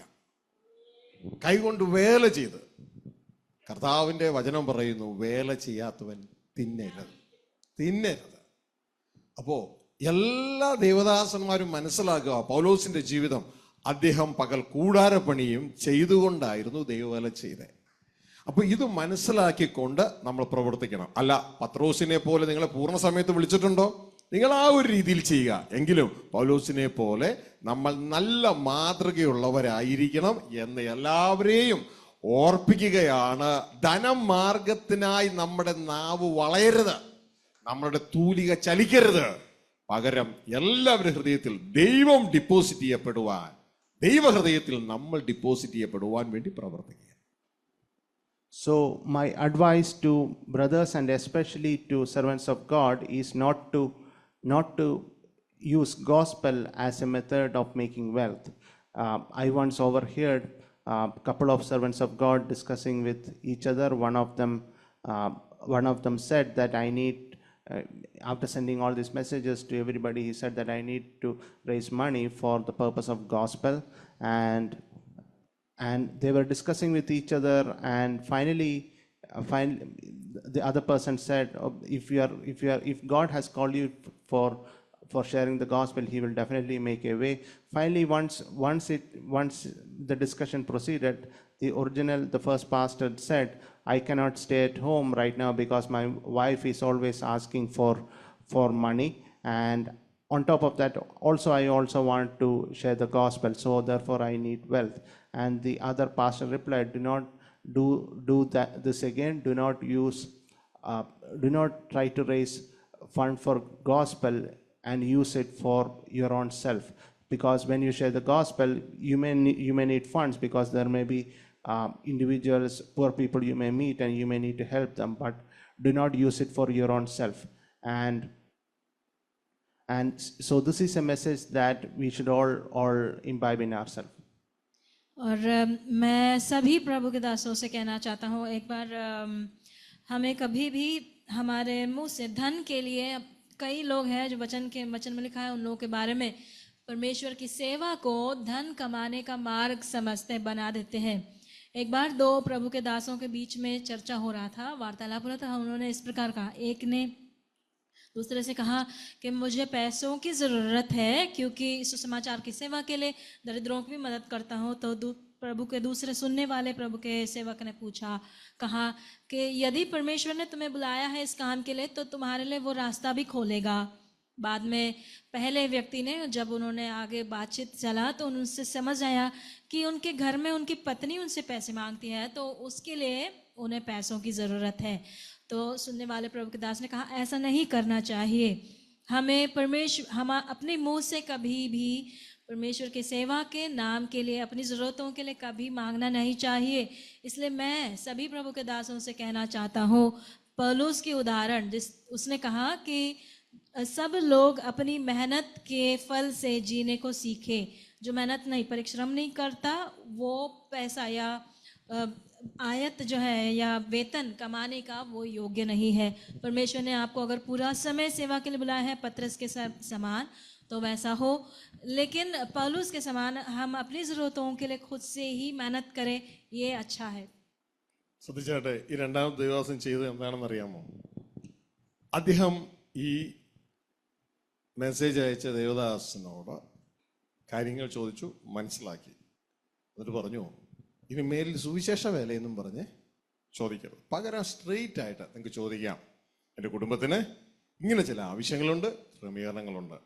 ഇത് മനസ്സിലാക്കി നിങ്ങൾ ചോദിച്ചിട്ട് വളഞ്ഞ വഴിക്ക് കർത്താവിൻ്റെ പേരും പറഞ്ഞ് പൈസ സമ്പാദിക്കാൻ ശ്രമിക്കരുത്. റൈറ്റായിട്ട് കാര്യം പറയുക. തുടർന്ന് ഈ മറ്റേ ദേവദാസനെ കുറിച്ച് ഞാൻ മനസ്സിലാക്കിയത്, അദ്ദേഹം ദൈവസന്നിധിയിൽ പ്രാർത്ഥിച്ചു. ഇദ്ദേഹത്തിന് സുവിശേഷ വേലയ്ക്ക് വേണ്ടിയല്ല, അദ്ദേഹത്തിൻ്റെ കുടുംബത്തിന് നിലനിൽക്കാൻ ആവശ്യമായ ക്രമീകരണം ചെയ്യുവാനായിട്ട് ഇടയായി. എപ്പോഴും നമ്മൾ മനസ്സിലാക്കേണ്ടത്, ചോദിക്കുന്നവർക്ക് കൊടുക്കണം, പക്ഷേ ബുദ്ധിഹീനരായി കൊടുക്കുകയല്ല വേണ്ടത്. മനസ്സിലാക്കുക, കൊടുക്കുന്നവർ എപ്പോഴും മനസ്സിലാക്കേണ്ട ഒരു കാര്യം, ധനം നിങ്ങളുടേതല്ല, നിങ്ങളും നിങ്ങളുടേതല്ല എന്ന ബോധ്യം ആദ്യം ഉണ്ടാകണം. ഇതിനെല്ലാം ഒരു ഉടമസ്ഥനുണ്ട്. ആ ഉടമസ്ഥൻ എങ്ങനെ ആഗ്രഹിക്കുന്നു, ആ ഉടമസ്ഥന്റെ കാര്യസ്ഥന്മാര് മാത്രമാണ് എന്ന് നമ്മൾ ചിന്തിക്കുക. അങ്ങനെയെങ്കിൽ ഇത് കൈകാര്യം ചെയ്യുന്നതിന് വലിയ ബുദ്ധിമുട്ട് വരത്തില്ല, അല്ലെങ്കിൽ ഇത് വലിയ ബുദ്ധിമുട്ടാണ്. So in that particular incident that I mentioned, the second pastor said to the first pastor, if you have requirements at home, if your wife need money or children need money, then you should ask that directly. You should mention that in the SMS and messages, not say that it's for the sake of spreading the gospel. And this original pastor went back and prayed on his knees, and finally he sent messages in that manner, and God met his requirements. So what we need to realize is that, just like Apostle Paul took care of his needs. He shared the gospel, but he also worked day and night to take care of his needs. And the Bible says that those who do not work, they need not eat. In the same manner, we should also, unless you are called like Peter for full-time ministry, you should also work hard to take care of your own needs. And those who are giving, they should realize that the money that they are giving do not belong to them, and they themselves do not belong to them. Both the money and they themselves belong to God, and you are a manager of God's funds and God's resources, and you should become a good manager and see what would God, who owns these resources, want to do with us, and accordingly allocate it. उस परमेश्वर के सेवक ने message भेजकर ऐसे आर्थिक मदद के लिए मांगा था। तो जिस प्रभु के दास को उन्होंने मैसेज भेजा था, उस प्रभु के दास ने उनसे कहा कि तुम अगर अपनी परिवार की ज़रूरत के लिए, अपने व्यक्तिगत ज़रूरत के लिए मांग रहे हो, तो सुसमाचार की सेवा के नाम से नहीं मांगा करो, क्योंकि गलत बात है। तो फिर इस प्रकार से समझाकर उन्होंने परमेश्वर से प्रार्थना करके उन्होंने आर्थिक मदद उस मांगने वाले प्रभु के दास को दिया। तो इससे हमें ये समझना है, जब हम देते भी अगर हैं, तो जो कुछ हमारे पास है वो सब हम खुद भी, और जो धन भी है उसका मालिक परमेश्वर है। हम केवल उत्तराधिकारी है। अगर हम अपने पास के धन को इस प्रकार हम देखते हैं, तो सब कुछ हम सही रूप से कर पाएंगे। ഹല്ലേലൂയ. അപ്പോ നമ്മളോട് ചോദിക്കുന്നവർക്ക് കൊടുക്കണം, പക്ഷെ ഡിസൈൻ ചെയ്ത് കൊടുക്കണം. എങ്ങനെ? എൻ്റെ കയ്യിലുള്ള മുതലൊന്നും എൻ്റേതല്ല. നിങ്ങൾ ലോകപരമായ മനസ്സുള്ളൊരു വ്യക്തിയാണെങ്കിൽ നിങ്ങളുടേതെല്ലാം നിങ്ങളുടേതാ. പക്ഷെ നിങ്ങൾ ദൈവരാജ്യത്തിൻ്റെ ആളാണെങ്കിൽ നിങ്ങളുടേതൊന്നും നിങ്ങളുടേതല്ല. ഈ ഒരു തിരിച്ചറിവുണ്ടാകണം. ശ്രദ്ധിക്കുക, നിങ്ങൾ ഈ ലോകത്തിൻ്റെ ഒരു പൈതലാണെങ്കിൽ നിങ്ങളുടേതെല്ലാം നിങ്ങളുടേതാ. പക്ഷെ നിങ്ങൾ ദൈവരാജ്യത്തിൻ്റെ ഒരു പൈതലാണെങ്കിൽ നിങ്ങളുടേതൊന്നും നിങ്ങളുടേത് അല്ല. അങ്ങനെയെങ്കിൽ നിങ്ങൾ അത് കൊടുക്കണമെങ്കിൽ, നിങ്ങളുടെ കയ്യിലുള്ളതെന്ന് പറയുന്നത് നിങ്ങൾ കൊടുക്കണമെങ്കിൽ ഉടമസ്ഥനോട് ചോദിക്കണം. മനസ്സിലാകുന്നുണ്ടോ? അങ്ങനെ ദൈവസന്നിധിയിൽ പ്രാർത്ഥിച്ച്, ദൈവമേ അങ്ങയുടെ ഈ മുതല് ഞാൻ ഈ ഒരു വ്യക്തിക്ക് അല്ലെങ്കിൽ ഈ ഒരു ശുശ്രൂഷയ്ക്ക് കൊടുക്കുന്നതിന് അങ്ങേക്ക് താല്പര്യമുണ്ടോ? ഉണ്ടെന്നാണ് നിങ്ങളുടെ ഹൃദയമെങ്കിൽ നിങ്ങൾ ചെയ്യുക. മനസ്സിലാവുന്നുണ്ടോ? അല്ലാതെ ബ്ലൈൻഡ് ആയിട്ട് മൂവ് ചെയ്യുവാനുള്ള ഒരു റൈറ്റ് നമുക്ക് ഇല്ല. ലോകപ്രകാരമുള്ള ഒരു മനുഷ്യൻ അങ്ങനെയാണ് ചെയ്യുന്നത്. പക്ഷെ നമ്മൾ ലോകപ്രകാരമല്ല, നമ്മുടേതെല്ലാം ദൈവത്തിൻ്റെതാണ്. Now, to those who give money for such ministries, realize that the wealth that is in your hand does not belong to you. It belongs to its owner, who is God. You yourself belong to God. If you are a worldly person, then maybe the wealth, you can consider the wealth belonging to you. But if you are not a worldly person, if you are a child of God, you should realize that the wealth belongs to God. And whenever somebody asks you for such funds, you'll have to ask the owner of that wealth, that is God your Father. You'll have to fall on your knees and ask him, do you want me to give for this particular ministry? That is it your will for me to give to this ministry, and take guidance from God before giving to the ministry. तो जो हमसे मांगते हैं उन्हें हमें देना चाहिए, लेकिन देते वक्त हमें सोचना है कि जो धन मेरे पास है, क्या इसका सही रीति से मैं इसे बांट रहा हूँ या उपयोग कर रहा हूँ। क्योंकि जो परमेश्वर के राज्य में है वो मानता है कि उसके पास जो है वो उसका खुद का नहीं है, वो परमेश्वर का है, वो केवल उसका उत्तराधिकारी है। संसारी लोग अपने पास के धन को अपना खुद का समझेंगे, लेकिन परमेश्वर के राज्य में जो है वे मानते हैं कि सब कुछ परमेश्वर का है और उन्हें बस अच्छे सेवक दास होकर उसका अच्छा उपयोग करना है। इसलिए अक्सर आपसे मांगने वालों, अगर कोई मांगता है, आप परमेश्वर से पूछें कि क्या मैं, आपने मुझे दिया है, उसका मैं किस तरह से उसे बांटूं, उसका उपयोग करूं। അപ്പോ കൊടുക്കുന്നവർ എപ്പോഴും, ദൈവരാജ്യത്തിലെ മക്കൾ എപ്പോഴും ശ്രദ്ധിക്കുക, കർത്താവ് പറഞ്ഞത് വാങ്ങുന്നതിനേക്കാൾ കൊടുക്കുന്നത് നല്ലതാണ്. പക്ഷെ കൊടുക്കുമ്പോൾ ഒരു കാര്യം ശ്രദ്ധിക്കുക, യോഹന്നാൻ 17:10 ശ്രദ്ധിക്കുക. യേശു പറയാണ്, എൻ്റേതല്ല നിന്റേതാ, എൻ്റേതല്ല നിന്റേതാ. അതുകൊണ്ട് നിന്റേത് എല്ലാം എനിക്ക് ഉപയോഗിക്കാം, എൻ്റേതും കൂടിയാ. ഈ ഒരു പ്രിൻസിപ്പിൾ മനസ്സിലാക്കിക്കൊണ്ട് ദൈവപുത്രന്മാർ ദൈവരാജ്യമാണ്. അവർ മനസ്സിലാക്കണം, എൻ്റെ എന്തൊക്കെയുണ്ടോ അതെല്ലാം നിന്റേതാ. അങ്ങനെയെങ്കിൽ മാത്രമേ ദൈവരാജ്യക്കാരനാകാൻ പറ്റുള്ളൂ. അല്ലെങ്കിൽ സ്വന്തം രാജ്യക്കാരനാണ്. പല കുടുംബത്തിലും ഭാര്യയും ഭർത്താവും പറയാൻ കേൾക്കാറില്ലേ, ഇത് എന്റേത് അത് നിന്റേത് എന്ന് പറഞ്ഞതുപോലെ ആയിപ്പോകും. ദൈവരാജ്യത്തിൽ നല്ല കുടുംബത്തിൽ അങ്ങനെയല്ല, എല്ലാം എല്ലാം എല്ലാം എല്ലാം ദൈവത്തിൻ്റെതാണ്. ഹല്ലേലൂയ. ദൈവം ആഗ്രഹിക്കുന്നത് പോലെ നമുക്കത് ഉപയോഗിക്കാവുന്നതാണ്. എപ്പോ നമ്മൾ വിശ്വസ്തരായ കാര്യങ്ങളെ കൈകാര്യം ചെയ്യുന്നുവെങ്കിൽ അതൊരു കോമൺ പ്ലേസിലായിരിക്കും. വിശ്വസ്തരല്ല എങ്കിൽ അത് secret പ്ലേസിലായിരിക്കും. So, to those who give such money, as the word of God says, it is better to give than to receive. So, it's a good thing. But at the same time, they should always keep the verse in the Gospel of John, chapter 17, verse 10 in their mind. And here it says, all I have is yours and all you have is mine. So, you should always realize that whatever you have is, if you are a child of God, then you are part of the kingdom of God. Then whatever you have and you yourself is owned by your Father, and you should make sure that whatever you give is in accordance with His will. परमेश्वर के राज्य के जो संतान हैं वे प्रभु यीशु मसीह ने जिस तरह कहा यूहन्ना 17:10 में, और जो कुछ मेरा है वो सब तेरा है, इसलिए जो तेरा है वो मेरा है, मैं उसका इस्तेमाल कर सकता हूँ। यीशु मसीह ने ये भी कहा कि लेने से उत्तम है देना, तो इसलिए हमें देना है। अच्छे घर में, अच्छे परिवारों में वो लोग जो है, कुछ लोग घर में कहते हैं ये तेरा है ये मेरा है, लेकिन अच्छे परिवारों में ऐसा नहीं है। अगर हम परमेश्वर के अच्छे विश्वास योग्य सेवक रहेंगे तो सब कुछ हमारे लिए वो कॉमन रहेगा, नहीं तो हमारे जीवन में सीक्रेट ऐसे अलग फंड रखेंगे। സീക്രട്ട് ഇത്രയേ ഉള്ളൂ. നമ്മൾ ഹെവൻലി ഫാദറിന്റെ അതോറിറ്റിയുടെ കീഴിൽ നിൽക്കാൻ തയ്യാറാണെങ്കിൽ ഹെവൻലി ഫാദറിന് ഉള്ളതൊക്കെ നമുക്ക് ഉപയോഗിക്കാം. അല്ല, അതോറിറ്റിക്ക് കീഴിൽ നിൽക്കാൻ താല്പര്യമല്ല എങ്കിൽ നമ്മൾ സ്വന്തമായിട്ട് ഉണ്ടാക്കി ഉപയോഗിച്ചോളണം. ഇതാണ് ധൂർത്തപുത്രന്റെ കഥ. ധൂർത്തപുത്രന്റെ കഥയിൽ എപ്പോൾ ആ അപ്പന്റെ അതോറിറ്റിയുടെ കീഴിൽ നിൽക്കാൻ കഴിഞ്ഞോ അന്ന് ആ കുടുംബത്തിലുള്ളതെല്ലാം ഉപയോഗിക്കാം. എന്നാൽ എന്ന് സ്വന്തം ഇഷ്ടത്തിലേക്ക് പോയോ അന്ന് മുതൽ പന്നിക്കൂട്ടിൽ വേല ചെയ്ത് താൻ തനിക്ക് വേണ്ടി കരുതേണ്ടതായിരുന്നു. അതുകൊണ്ട് നമുക്ക് ക്രിസ്തുവിലൂടെ ആ സ്വർഗീയ പിതാവിന്റെ ഭവനത്തിലേക്ക് കടന്നു പോകാം, അവിടെ തന്റെ മക്കളായി ജീവിക്കാം. And the important secret that you should realize is that if you are in the kingdom of God, if you are a child of God, then as Jesus Christ said, all I have is yours and all you have is mine. So everything that God the Father has is yours, and He will allow you to use whatever He has. On the other hand, if you do not belong to the kingdom of God, then you have only what you have and you can only use what you have.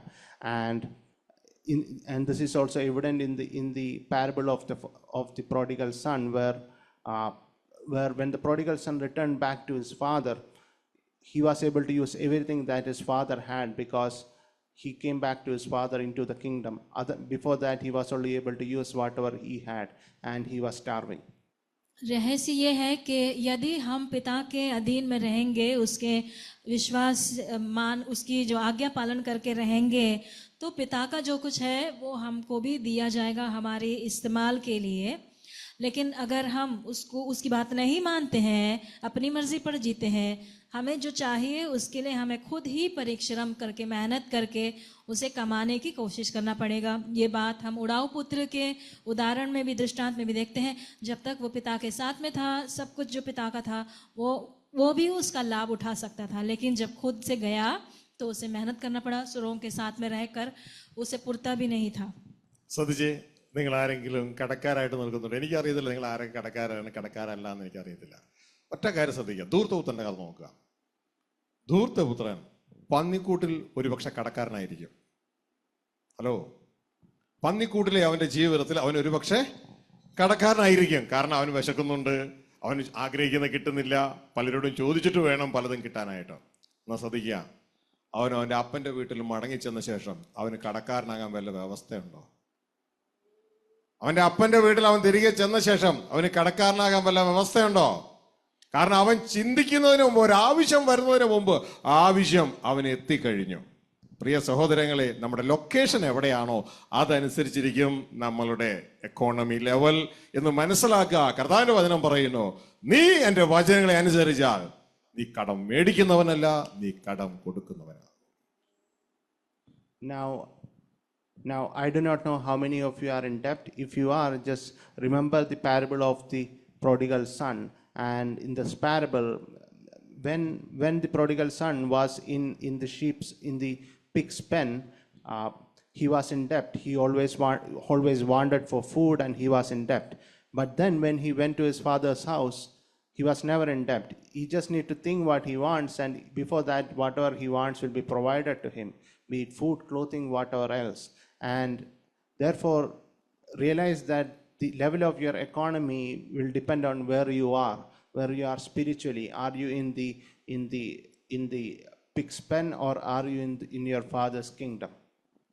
और जब उस उड़ाऊ पुत्र, मैं नहीं जानता आप में से कितने लोग कर्जदार हैं। यदि आप कर्जदार हैं तो आपको बताना चाहता हूँ, जब हम पिता के साथ में हैं, पिता के घर में, उसके अधीन में हैं, तो हमारी सब ज़रूरतें वो पूरी की जाएगी। उड़ाऊ पुत्र के विषय में अगर हम देखते हैं, जब वो पिता से दूर चला गया, सुअरों के साथ में था, वो शायद कर्जदार था क्योंकि वो भूखा रहता था, उसकी ज़रूरतों के लिए उसे दूसरों से मांगना पड़ता था। लेकिन जब वो पिता के घर में वापस लौटा, वो कर्जदार नहीं रहा, क्योंकि उसकी ज़रूरतें उसे मांगने से पहले ही सब पूरी की जाती थी। इसी प्रकार में यदि हम परमेश्वर की सेवा करेंगे, उसकी बातों को मानेंगे, उसकी इच्छा करेंगे, तो हम कर्जदार नहीं, लेकिन परमेश्वर का वचन कहता है तू मांगने वाला नहीं बल्कि तू देने वाला बन जाएगा। ഹല്ലേലൂയ. അതുകൊണ്ട് എൻ്റെ പ്രിയ സഹോദരങ്ങൾ, ഇത് കടക്കാരായ ആരെങ്കിലുമൊക്കെ ഉണ്ടെങ്കിൽ, ശബ്ദ കാഴ്ച പരിധിയിലുണ്ടെങ്കിൽ, ഒറ്റ കാര്യം ചെയ്താൽ മതി. Change your location. കഴിഞ്ഞ ദിവസം ഞങ്ങളൊരു സ്ഥലത്ത് പോയപ്പോൾ ഞാൻ പലയിടത്തും പറഞ്ഞു, ഒരു തെരുവിൽ വസിക്കുന്ന ഒരു അപ്പച്ചനും അമ്മച്ചിയും കണ്ടു. തെരുവിൽ, വഴിയില അപ്പച്ചനും അമ്മച്ചിയും. അവര് ഞങ്ങളോട് പറഞ്ഞ സംഭവം, ഞങ്ങൾക്ക് 1993 5 ഓട്ടോറിക്ഷയും ഒരു വള്ളം ഉണ്ടായിരുന്നു. പക്ഷെ ഇന്ന് ഞങ്ങൾ തെരുവിലാണ്. അപ്പൊ 5 ഓട്ടോറിക്ഷയും ഒരു വള്ളവും ഉണ്ടായിരുന്ന അന്നത്തെ കാലത്ത്, അത് ഞാൻ ചിന്തിച്ചു, അന്ന് എനിക്കൊരു സൈക്കിൾ പോലും ഇല്ല. ഞാൻ മറ്റുള്ളവരുടെ മുമ്പിൽ കൈനീട്ടി നടക്കുന്ന കാലം, എനിക്കൊന്നുമില്ല. അപ്പൊ അന്ന് ഉണ്ടായിരുന്നവർ ഇന്ന് അതൊക്കെ നഷ്ടപ്പെട്ട് തെരുവിലിറങ്ങി, ഇതാ എറണാകുളത്തിന്റെ ഒരു റോഡ് സൈഡിൽ ഈ അപ്പച്ചനും അമ്മച്ചിയും കൂടെ ഇങ്ങനെ കുത്തിയിരിക്കുക, രാത്രിയിൽ ആ തണുപ്പും ഒക്കെ കൊണ്ട് കുത്തിയിരിക്കുകയാണ്. നേരത്തെ എല്ലാം ഉണ്ടായിരുന്നു, എല്ലാം ഇല്ലാതെയായി. ശ്രദ്ധിച്ചേ, അപ്പൊ എന്നെ സംബന്ധിച്ച് ആ സമയത്ത് ഒരു സൈക്കിൾ പോലും എനിക്ക് ഓടിക്കാനില്ല. പക്ഷേ അന്ന് ഞാൻ ആളുടെ കൈ നീട്ടി നടന്നു. അതിന്റെ കാരണം അന്ന് ഞാനൊരു പന്നിക്കൂട്ടിലായിരുന്നു. പക്ഷേ ഇന്ന് സ്വർഗത്തിലെ ദൈവം എന്നെ തൻ്റെ ഭവനത്തിൽ, ദൈവരാജ്യത്തിലാക്കി. മനസ്സിലാക്കുക, ദൈവത്തിന്റെ വചനം പറയുന്നു, നീ കടം വാങ്ങുകയില്ല, നീ അനേകർക്ക് കടം കൊടുക്കും. അങ്ങനെ ആയിത്തീരണമെങ്കിൽ, കടം വാങ്ങുന്ന അവസ്ഥയിൽ നിന്ന് കടം കൊടുക്കുന്ന അവസ്ഥയിലേക്ക് ആകണമെങ്കിൽ, ദൈവരാജ്യത്തിൽ, പിതാവിന്റെ ഭവനത്തിൽ വസിക്കുക, ലൊക്കേഷൻ മാറുക. അതോടുകൂടെ നിന്റെ ജീവിതം മാറുവാനിടയാണ്. So, dear brothers, if anybody of you is in debt, my advice to you is to change your location. Change your location from the pig's pen to your father's kingdom. Change your spiritual location. I once happened to meet a father and a mother, a grandfather and a grandmother in the streets of Kochi, and he told me that back in 93 I had 5 auto rickshaws and one boat, and now I am on the street. And I thought at that time in 1993 I didn't even have a cycle of my own, and I was taking loan from different people. At that time I was in the pig's pen, and now by the grace of God I am in the kingdom of God. And when you are in the kingdom of God, all your requirements is taken care of by your Father. The word of God says that you will lend money and never borrow from anybody. और अगर आप कर्जदार हैं, मैं आपसे कहना चाहता हूँ, हमें अपने स्थान को बदलना है। अगर आप संसार में है, सुअरों के साथ में है, वहाँ से पिता के घर में अपनी स्थान को बदलेंगे तो हमारी आर्थिक स्थिति भी हमारे स्थान के ऊपर निर्धारित है। एक बार जब पिछले दिन में मैंने एक बुजुर्ग माता पिता को देखा, कोच्चि में कहीं पर एक सड़क के किनारे में वे रहते थे। ठंड में वे लोग वहाँ पर सड़क के किनारे में वे लोग पड़े हैं। उन्होंने इस प्रकार बताया, एक समय में 1993 सालों में उनके पास 5 ऑटो रिक्शा और एक नाव भी था, लेकिन अभी उनके पास कुछ नहीं है, कंगाल है। और मैंने अपने बारे में सोचा, उन दिनों में 93 में, तो मेरे पास एक साइकिल भी नहीं था। इसका कारण यह, उस समय मैं सोरों के साथ में था, लेकिन परमेश्वर के अनुग्रह से परमेश्वर ने मुझे अपने घर में लाया। तो इसलिए हम वापस कहते हैं, अपनी स्थान को बदलेंगे तब हमारा आर्थिक स्थिति में भी बदलाव होगी। परमेश्वर का वचन जिस प्रकार कहता है, तू लेने वाला नहीं पर तू देने वाला बनेगा। സഹോദരങ്ങളെ, അതുകൊണ്ടൊരു അഡ്വൈസ്, നിങ്ങൾ ദുഷ്ടന്മാരുടെ കാറ്റഗറിയിൽ നിന്ന് മാറുക. ഇത് കൊടുക്കുന്നവർക്ക് ഉള്ള അഡ്വൈസ് ആയിരുന്നു പറഞ്ഞേ. ശ്രദ്ധിക്കുക, മേടിച്ചവർ ഇത് കടക്കാരായിരിക്കുന്നവർ ചിന്തിക്കുക, ദുഷ്ടന്മാരുടെ കാറ്റഗറിയിൽ നിന്ന് അതിവേഗം വിടുതൽ പ്രാപിക്കുക. അതിനുവേണ്ടി എന്ത് ചെയ്യണമെന്നല്ലേ? അതിനുവേണ്ടി ഇപ്പോ നിങ്ങൾക്ക് ഫണ്ട് ഉണ്ടെങ്കിൽ കടം കൊടുക്കാനുള്ളവർക്ക് അതിവേഗം കൊടുത്ത് തീർക്കുക. അത് കയ്യിൽ വെച്ചുകൊണ്ട് ഇരിക്കരുത്. 2, നിങ്ങൾക്ക് കൊടുക്കുവാൻ ഇപ്പോൾ ഫണ്ട് ഇല്ല എങ്കിൽ നിങ്ങൾ ദൈവസന്നിധിയിൽ പ്രാർത്ഥിച്ചിട്ട് ആ വ്യക്തിയോട്, ആരോടാണോ കടം വാങ്ങിച്ചത് അവരെ വിളിക്കുക, അല്ലെങ്കിൽ അവരോട് സംസാരിക്കുക. ഒരുപക്ഷെ അവർ ദേഷ്യപ്പെടുമായിരിക്കാം, കാരണം അവരുടെ ഹാഡ് ആൻഡ് മണിയാണ് നിങ്ങൾ കൊള്ളയിട്ടിരിക്കുന്നത്.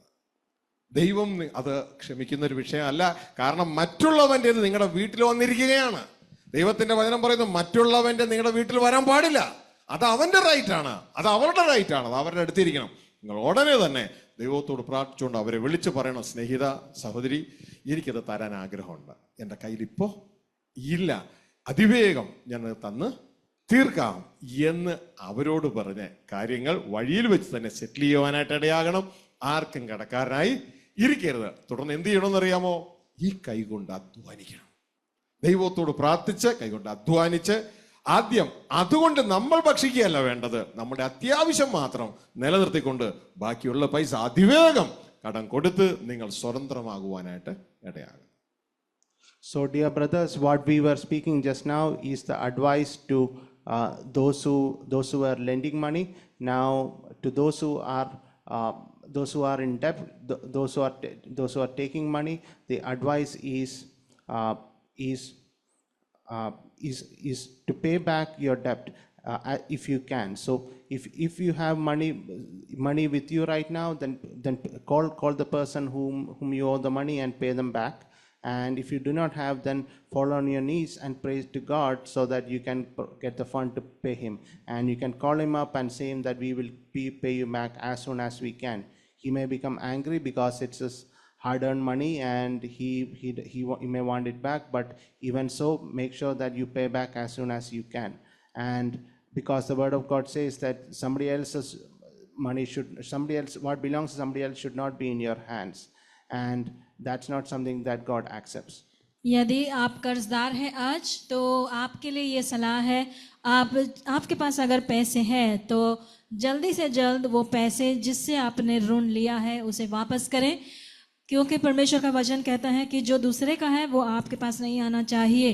अगर आपके पास आज वापस करने के लिए नहीं है, आप सबसे पहले उस व्यक्ति से आप बात करिए, उन्हें बताइए कि मेरे पास अभी नहीं, फ़िलहाल तो नहीं है आपका पैसा वापस करने के लिए, लेकिन मैं कोशिश करूँगा जितना जल्दी हो सके वो सब वापस करने के लिए। उसके बाद आप अपने हाथों से, आप परमेश्वर से प्रार्थना करें, दुआ करें, अपने हाथों से मेहनत करके, परिश्रम करके, अपनी जो बेसिक ज़रूरतें उसे पूरी करके, आप सबसे पहले उस व्यक्ति को उसका जो है, उसने जो कमाई, जो मेहनत से कमाई है वो आपके पास न रखते हुए उसे वापस करें। പ്രിയ സഹോദരങ്ങളെ, ഇവിടെ മനസ്സിലാക്കേണ്ടത്, അങ്ങോട്ടേക്ക് ഇങ്ങോട്ടേക്കുള്ള സാമ്പത്തിക ഇടപാടുകളിലൂടെ നിങ്ങളുടെ മനസ്സ് അങ്ങോട്ടേക്ക് ഇങ്ങോട്ടേക്ക് കൈക്കരുത്. അങ്ങനെ കഴിച്ചു കഴിഞ്ഞാൽ നമ്മുടെ ജീവിതം ഈ ദൈവസന്നിധിയിൽ പ്രസാദമുള്ളതായി തീരുകയില്ല. അങ്ങനെ വന്നു കഴിഞ്ഞിട്ട് നിങ്ങൾ വന്ന് ആരാധിച്ചിട്ടും കാര്യവും ഇല്ല. അതുകൊണ്ട് കടം കൊടുക്കുന്നവരോട് പറയുകയാണ്, ഒന്ന് നിങ്ങൾ മനസ്സിലാക്കേണ്ടത്, ഫണ്ട് നിങ്ങളടക്കം ഒന്നും നിങ്ങളുടേതല്ല, എല്ലാം ദൈവത്തിൻ്റെതാണ്. ഇനി 2, കൊടുക്കുന്നുവെങ്കിൽ ദൈവത്തിൻ്റെ വചനം പറയുന്നത് ഇങ്ങനെയാണ്, ഒന്നും ഇച്ഛിക്കാതെ, ഒന്നും പകരം ഇച്ഛിക്കാതെ നിങ്ങൾ കടം കൊടുക്കുക. ഹല്ലേലൂയ. ഈവൻ ആ വ്യക്തി ഇത് തിരിച്ചു തന്നില്ലേൽ പോലും എനിക്കൊരു വിഷയം ഇല്ല എന്ന മനോഭാവത്തോടെ കൊടുത്താൽ ആ വ്യക്തി തിരിച്ചു തന്നില്ലേലും കയ്പുണ്ടാകുക ഇല്ല. അല്ല, നിങ്ങളൊരു അത്യാവശ്യത്തിന് വേണ്ടി വെച്ചിരിക്കുന്ന പൈസയാ, നിങ്ങളുടെ മോളെ വിവാഹം കഴിക്കാൻ വേണ്ടി വെച്ചിരിക്കുന്ന പൈസയാ, അതെടുത്ത് അങ്ങ് കൊടുത്ത് പുള്ളി അതൊന്നും കൈകാര്യം ചെയ്തില്ല, പുള്ളി അതും കൊണ്ട് അങ്ങ് പോയി. ആ പൈസ ഇല്ലാതെയാകുമ്പോൾ, നിങ്ങളുടെ ഭവനത്തിന്റെ കാര്യം നടക്കാതെ ആകുമ്പോൾ നിങ്ങളുടെ ഹൃദയം വിഷമിക്കും. എത്ര ആത്മീയനെന്ന് പറഞ്ഞാൽ കൈക്കുവാനിടയാകും. അതുകൊണ്ട് നിങ്ങൾ എത്രമാത്രം പണം അഫോർഡ് ടു ലൂസ്, കൊടുക്കുക, നഷ്ടപ്പെട്ടാലും കുഴപ്പമില്ല എന്ന് നിങ്ങൾ ചിന്തിക്കുന്നുവെങ്കിൽ, ദൈവം നിങ്ങൾക്ക് അതിന് പെർമിഷൻ തരുന്നുവെങ്കിൽ ജസ്റ്റ് ഡു ഇറ്റ്. അദ്ദേഹം ഒരു നല്ല വ്യക്തിയെങ്കിൽ മടക്കിത്തരും. അദ്ദേഹം ഈ ലോകപ്രകാരമുള്ള വ്യക്തിയെങ്കിൽ കഴിയുന്നതും തരാതിരിപ്പാൻ നോക്കും. അതുകൊണ്ട് ബുദ്ധിപൂർവം പ്രവർത്തിക്കുക. So, dear brothers, always make sure that transactions of money does not cause bitterness in you, whether you are a lender or a borrower. And if you are a lender, again, remember two things. Number one, whatever you have does not belong to you; it belongs to God, and you should assess whenever you are giving money whether it's God's will.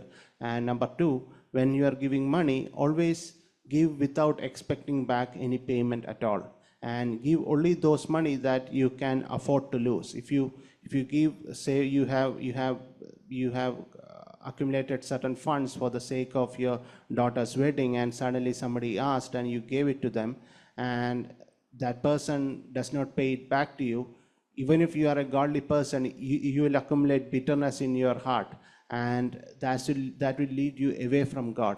So always make sure to give only what you afford to lose. And in such as being the case, even if you lose, you do not mind it. You already gave, assuming that you will not get it back, and in such a case you will have no bitterness. And if that person who got the money, if he is of the world, he will not give you back, else he will pay it back to you. इसके लिए हमारे लेन then में कभी भी हमें हमारे दिल के अंदर कड़वाहट पैदा नहीं होना चाहिए। अगर आप देने वाले हैं, आप दो बातें हमें याद रखना है। सबसे पहले, हमारे पास जो है वो हमारा खुद का नहीं है, वो परमेश्वर उसका मालिक है। और जब आप देते हैं, दूसरी बात ये याद रखना है, अगर जो आपसे ले रहा है वो आपको वापस नहीं करता तो भी आपको कड़वा नहीं होना चाहिए। इसके लिए जो आप देते हैं, सोच समझकर परमेश्वर से, आपने अगर किसी बात के लिए रखा है, शायद आपकी बेटी की विवाह के लिए कुछ पैसे रखे हैं, वो आप किसी को देते हैं, वो व्यक्ति अगर वापस नहीं करता, चाहे कितने भी आप आत्मिक व्यक्ति हो, आपके दिल में उससे कड़वाहट हो सकता है। इसीलिए सोच समझकर मांगने वालों को परमेश्वर ने अगर आपको दिया है, नहीं वापस मिलता है तो भी ठीक रहे। इस प्रकार अगर है तो आप जरूर दीजिएगा। ചുരുക്കി പറഞ്ഞാൽ, നമ്മളുടെ ജീവിതം ധനസംബന്ധമായ വിഷയങ്ങൾ വിശുദ്ധിയോട് സൂക്ഷിക്കണം. ഇത് പ്രകാരം സഹോദരൻ, സഹോദരി, ഭാര്യ, ഭർത്താവ്, അപ്പൻ, അമ്മ, പാർട്ട്ണർ ഒരു വിധത്തിലും കയ്പുണ്ടാകാൻ ഇടയാകരുത്. കയ്പുണ്ടായാൽ നഷ്ടം നമുക്ക് തന്നെയാണ്. അതുകൊണ്ട് വളരെ നല്ല രീതിയിൽ ഇത് മാനേജ് ചെയ്യുക എന്ന് ഓരോരുത്തരെയും ഓർപ്പിക്കുകയാണ്. ധനത്തിന്റെ വഞ്ചനയിൽ നമ്മൾ ആരും വീണു പോകരുത്. അങ്ങനെയാണെങ്കിൽ നാം കേൾക്കുന്ന വചനം മുള്ളിനിടയിൽ പോയി ഞെരുങ്ങി പോയതിന് തുല്യമാകുവാൻ ഇടയാകും. മനസ്സിലായോ? ഹല്ലേലൂയ. അതുകൊണ്ട് കൊടുക്കുമ്പോൾ ഇത് ദൈവത്തിൻ്റെതാണെന്നും എനിക്ക് നഷ്ടപ്പെട്ടാലും അത് കുഴപ്പമില്ല എന്ന മനോഭാവത്തിൽ വേണം കൊടുക്കാൻ. വാങ്ങുന്നവൻ മനസ്സിലാക്കിക്കൊള്ളണം, ഞാൻ റിയലി ഇതുവരെയും ദൈവരാജ്യത്തിന്റെ ഉള്ളിലേക്ക് കയറിയിട്ടില്ല.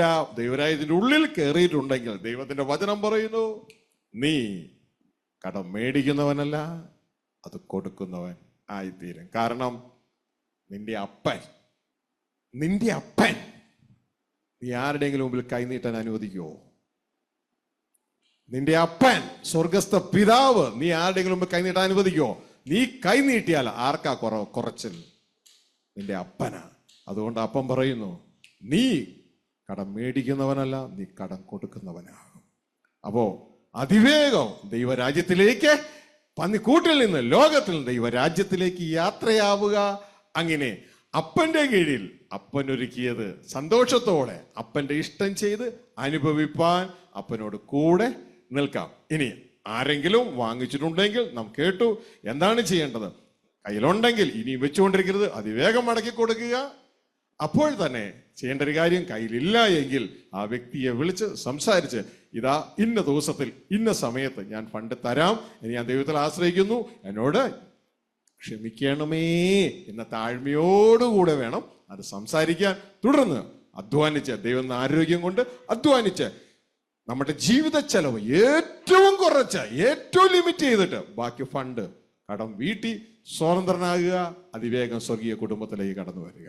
ദൈവം നിങ്ങളെ ഏവരെ സഹായിക്കട്ടെ, കൂട്ടായിരിക്കട്ടെ. നമുക്ക് എഴുന്നേക്കാം, പ്രാർത്ഥിക്കാം.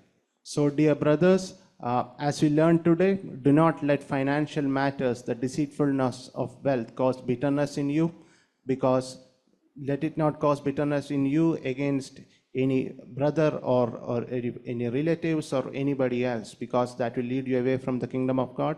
If you are somebody who is giving, remember that the wealth is not yours but of God your Father, and therefore you should give what your Father would want you to give, and also give without thinking that you will get it back. So, because that way there will not be bitterness in your heart. On the other hand, if you are receiving, realize that you are probably not in the kingdom of God. You are still in the peak spend, because if you are in the kingdom of God, your Father will never make sure that you will never have to ask for money, because he will consider it as his prestige issue so that you do not ask money. So on the other hand, if you are in debt, always pray over it. If you have the money, give it back immediately. Else, pray over it and call that person and tell him that you will give it back immediately. And then with what God has given you, work hard, and apart from what is required for your basic sustenance, accumulate it and pay it back immediately, so that you are free and you can enter the kingdom fast. इसलिए भाइयों, हम आपको याद दिलाना चाहते हैं कि धन के संबंध में, धन हमारे लिए धोखा नहीं बनने के लिए, धन के कारण लेन देन में हमें हमारे जीवन में कड़वाहट नहीं होना चाहिए। जिस प्रकार हमने बताया, यदि आप देते हैं तो परमेश्वर पिता आपके पास जो है वो सब परमेश्वर का है। तो परमेश्वर जिस प्रकार चाहता है उस प्रकार आप देते जाए, और वापस न मिले तो भी आपको कुछ मुश्किल न हो, कड़वाहट न हो, इस प्रकार से आप देते जाए। यदि आपने लिया है, आपने अगर कर्ज लिया है, तो सबसे जल्दी, सबसे वेगता से उसे वापस लौटाने के लिए आप मेहनत करें, परमेश्वर से प्रार्थना करें, और साथ साथ उस व्यक्ति को भी जिससे आपने लिया है उनको फ़ोन करके दीनता के साथ उन्हें बोले कि मुझे माफ़ करिए, मैं जल्दी से जल्दी ही परमेश्वर में भरोसा करके आपका पैसा वापस लौटाने के लिए मेहनत कर रहा हूँ, और आपकी ज़रूरतें जो है, खर्चा जो है वो कम से कम करते हुए आपका जो कर्ज है वो पूरा करने के लिए आप उत्साही बने। तब हम परमेश्वर के राज में प्रवेश करेंगे। परमेश्वर अपने किसी भी बच्चे को लेने वाला नहीं बनना चाहता है, क्योंकि वो परमेश्वर के लिए अपमान है। तो परमेश्वर आपको आशीष करेगा, हम इन बातों को मन में रखेंगे। കണ്ണുകളടയ്ക്കാൻ പ്രാർത്ഥിക്കാം. മുള്ളുകൾക്കിടയിൽ നിന്ന് നമുക്ക് നമ്മളെ തന്നെ സ്വതന്ത്രമാക്കാം. ആരാധനയേക്കാൾ ദൈവം നോക്കുന്നത് നമ്മുടെ ജീവിതത്തെയാണ്. ഈ ലോകത്തെക്കുറിച്ചുള്ള ചിന്തയും ധനത്തിന്റെ വഞ്ചനയും മുള്ളുകൾ പോലെ നമ്മളെ ഞെരുക്കിയിട്ട് നമ്മൾ കേൾക്കുന്ന വചനത്തിനെ ഫലമില്ലാതെ ആക്കി കളയുന്നത് എന്തിന്? യാഗത്തിലല്ല, കരുണയിലത്രേ ഞാൻ പ്രസാദിക്കുന്നത്. പരിജ്ഞാനത്തിലത്രേ ദൈവവചനം നമ്മുടെ ജീവിതത്തിലൂടെ പ്രാവർത്തിക തലത്തിൽ കൊണ്ടുവരുന്നതിലത്രേ ദൈവം പ്രസാദിക്കുന്നത്.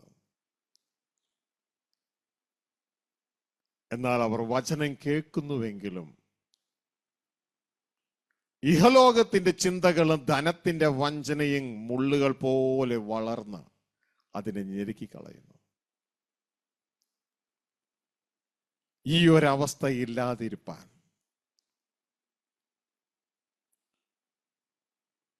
ലോകസ്നേഹം വിട്ടുകളഞ്ഞുകൊണ്ട്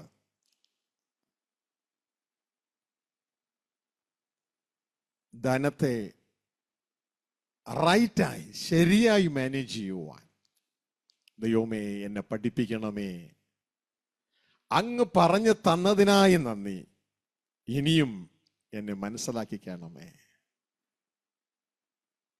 ലോകപ്രകാരമുള്ളൊരു വ്യക്തിക്കാണ് ഈ ലോകത്തിന്റെ ധനമുള്ളത്. എന്നാൽ ദൈവരാജ്യത്തിലെ ഓരോ വ്യക്തിയുടെയും ധനം, മഹത്തായ പ്രതിഫലം അവന്റെ അപ്പനാണ്, ദൈവമാണ്. അവനുള്ളതൊക്കെയും ക്രിസ്തുവിൽ ദൈവത്തിൻ്റെതാണ്. ദൈവത്തിനുള്ളതൊക്കെയും ക്രിസ്തുവിൽ അവൻ്റേതുമാണ്.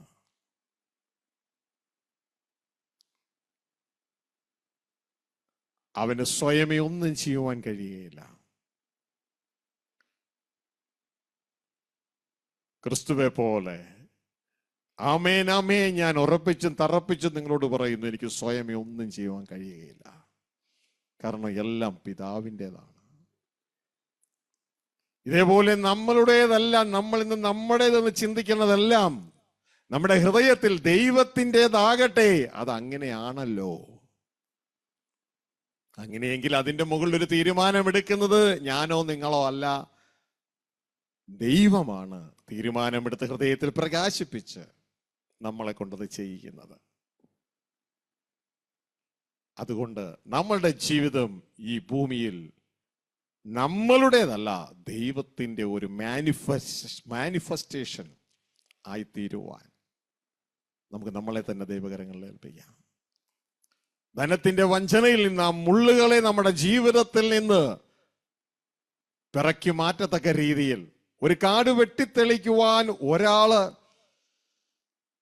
വക്കത്തിയും അരുവാളും മമ്പട്ടിയുമായി ഇറങ്ങിത്തിരിക്കുന്നത് പോലെ നമ്മുടെ ജീവിതത്തിൽ വചനം വളരാൻ സമ്മതിക്കാത്ത കാടുകളെ വെട്ടിക്കളയുവാൻ ദൈവവചനമാകുന്ന വാളുകൊണ്ട് നമുക്കും ഇറങ്ങാം.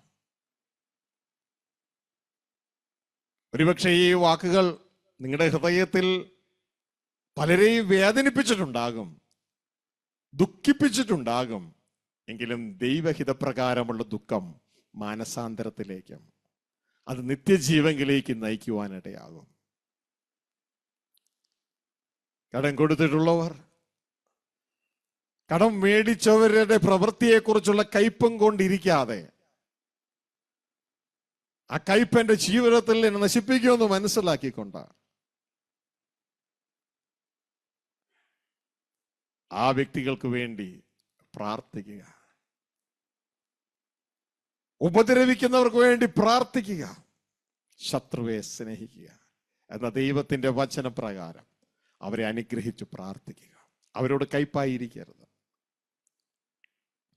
സത്യമാണ്, നിങ്ങൾക്ക് നഷ്ടമുണ്ടാക്കി, എങ്കിലും നിങ്ങളുടെ ജീവിതം ഇതുവരെ നഷ്ടമായില്ലല്ലോ. ജീവിതം നഷ്ടമാകാതിരിപ്പാൻ അവരോട് കയ്പായിരിക്കരുത്. അവരെ അനുഗ്രഹിക്കുക, അവരുടെ കുടുംബത്തിന് വേണ്ടി പ്രാർത്ഥിക്കുക, നിത്യജീവനിൽ അവർ കടന്നു വരാൻ വേണ്ടി പ്രാർത്ഥിക്കുക. പലപ്പോഴും നമ്മുടെ ഹൃദയത്തിലെ ഈ കയ്പാണ് നമ്മളിലേക്ക്, നമ്മുടെ സാഹചര്യങ്ങളിലേക്ക് പിശാചിനെ കൊണ്ടുവരുന്നത്. അതൊക്കെ വിട്ടുകളയുക. യേശുക്രിസ്തു തൻ്റെ ജീവൻ വരെ നമുക്ക് വേണ്ടി വിട്ടു തന്നു.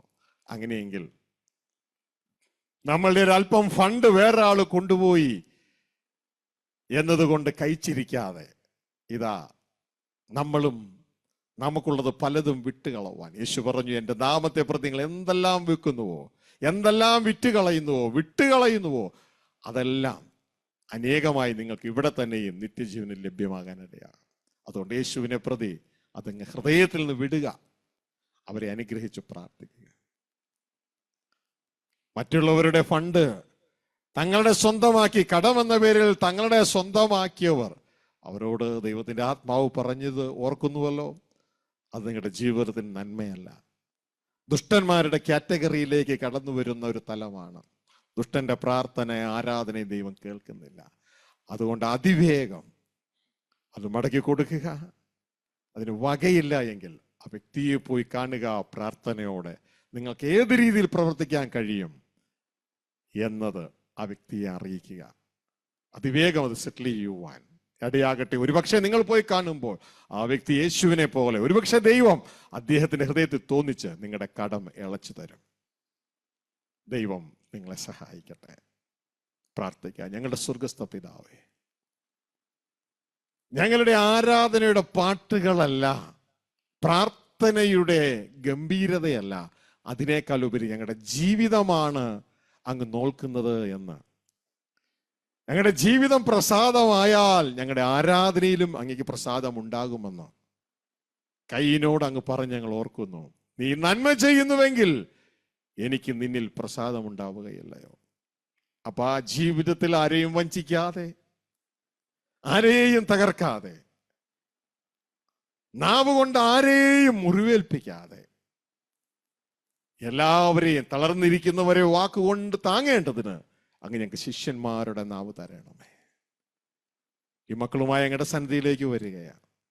ലോകത്തിന്റെ വിവിധ ഭാഗങ്ങളിലൊക്കെ ധനത്തിന്റെ വഞ്ചനയിൽ കുടുക്കപ്പെട്ട മക്കളെയും ഇനി ഇത് കേൾക്കാൻ പോകുമ്പോൾ ആ മക്കളെയും എല്ലാം അങ്ങയുടെ കരങ്ങളിൽ ഏൽപ്പിക്കുന്നു. ജീവിതം അതിവേഗം ദുഷ്ടന്റെ തലത്തിൽ നിന്ന് നീതിമാന്റെ തലത്തിലേക്ക് കടന്നു വരുവാൻ എല്ലാവരെയും സഹായിക്കണമേ എന്ന് പ്രാർത്ഥിക്കുന്നു. ആരുടെ ഹൃദയത്തിൽ കയ്പ് നിറഞ്ഞ് ജീവിതം താളപ്പിഴയിലേക്ക് കടന്നു വരുവാൻ, നരകത്തിലേക്ക് തള്ളപ്പെടുവാൻ ഒരു വ്യക്തിയെ പോലും അങ്ങ് അനുവദിക്കില്ലേ എന്ന് പ്രാർത്ഥിക്കുകയാണ്. അങ്ങയുടെ നാമത്തിൽ ഈ ജനത്തെ അനുഗ്രഹിക്കുകയാണ്. ഇവരുടെ എല്ലാ ആവശ്യങ്ങളുടെ മേലും അങ്ങ് മഞ്ഞും മഴയും അയക്കണമേ എന്ന് പ്രാർത്ഥിക്കുന്നു. പ്രിയ നല്ല പിതാവേ, കുടുംബങ്ങളിൽ അങ്ങയുടെ സമാധാനം കൽപ്പിക്കുന്നു. ഇവരുടെ ജോലി സ്ഥലങ്ങളിൽ, ഇവരുടെ കൃഷിസ്ഥലങ്ങളിൽ, ഇവരുടെ ബിസിനസ് മേഖലകളിൽ ദൈവത്തിന്റെ അനുഗ്രഹം കൽപ്പിക്കുകയാണ്. സർവമേഖലയിലും ഈ മക്കളുടെ അനുഗ്രഹമായിരിക്കട്ടെ. ഇവരുടെ വാക്കുകളെക്കാൾ ഇവരുടെ ജീവിതം മറ്റുള്ളവർക്കൊരു സന്ദേശമായിരിക്കട്ടെ. അനുഗ്രഹിച്ച് പ്രാർത്ഥിക്കുന്നു. സർവമഹത്വം പിതാവേ അങ്ങേക്ക് യേശുവിൻ നാമത്തിൽ തന്നെ. ദൈവം അനുഗ്രഹിക്കട്ടെ, സഹായിക്കട്ടെ, കൂട്ടായിരിക്കട്ടെ. ഒരുപക്ഷെ ഈ വാക്കുകൾ നിങ്ങളെ വേദനിപ്പിച്ചെങ്കിൽ എന്നോട് ക്ഷമിക്കുക. കാരണം വലിയ വേദനയിലേക്ക്, ഒരു തീപ്പൊയ്കയിലേക്ക് നമ്മൾ ചെല്ലാതിരുപ്പാൻ സ്വർഗത്തിൽ ദൈവം നമ്മളെ സഹായിക്കുകയാണ്. ദൈവം നിങ്ങളെ നയിക്കട്ടെ, സഹായിക്കട്ടെ, കൂട്ടായിരിക്കട്ടെ. Praise the Lord.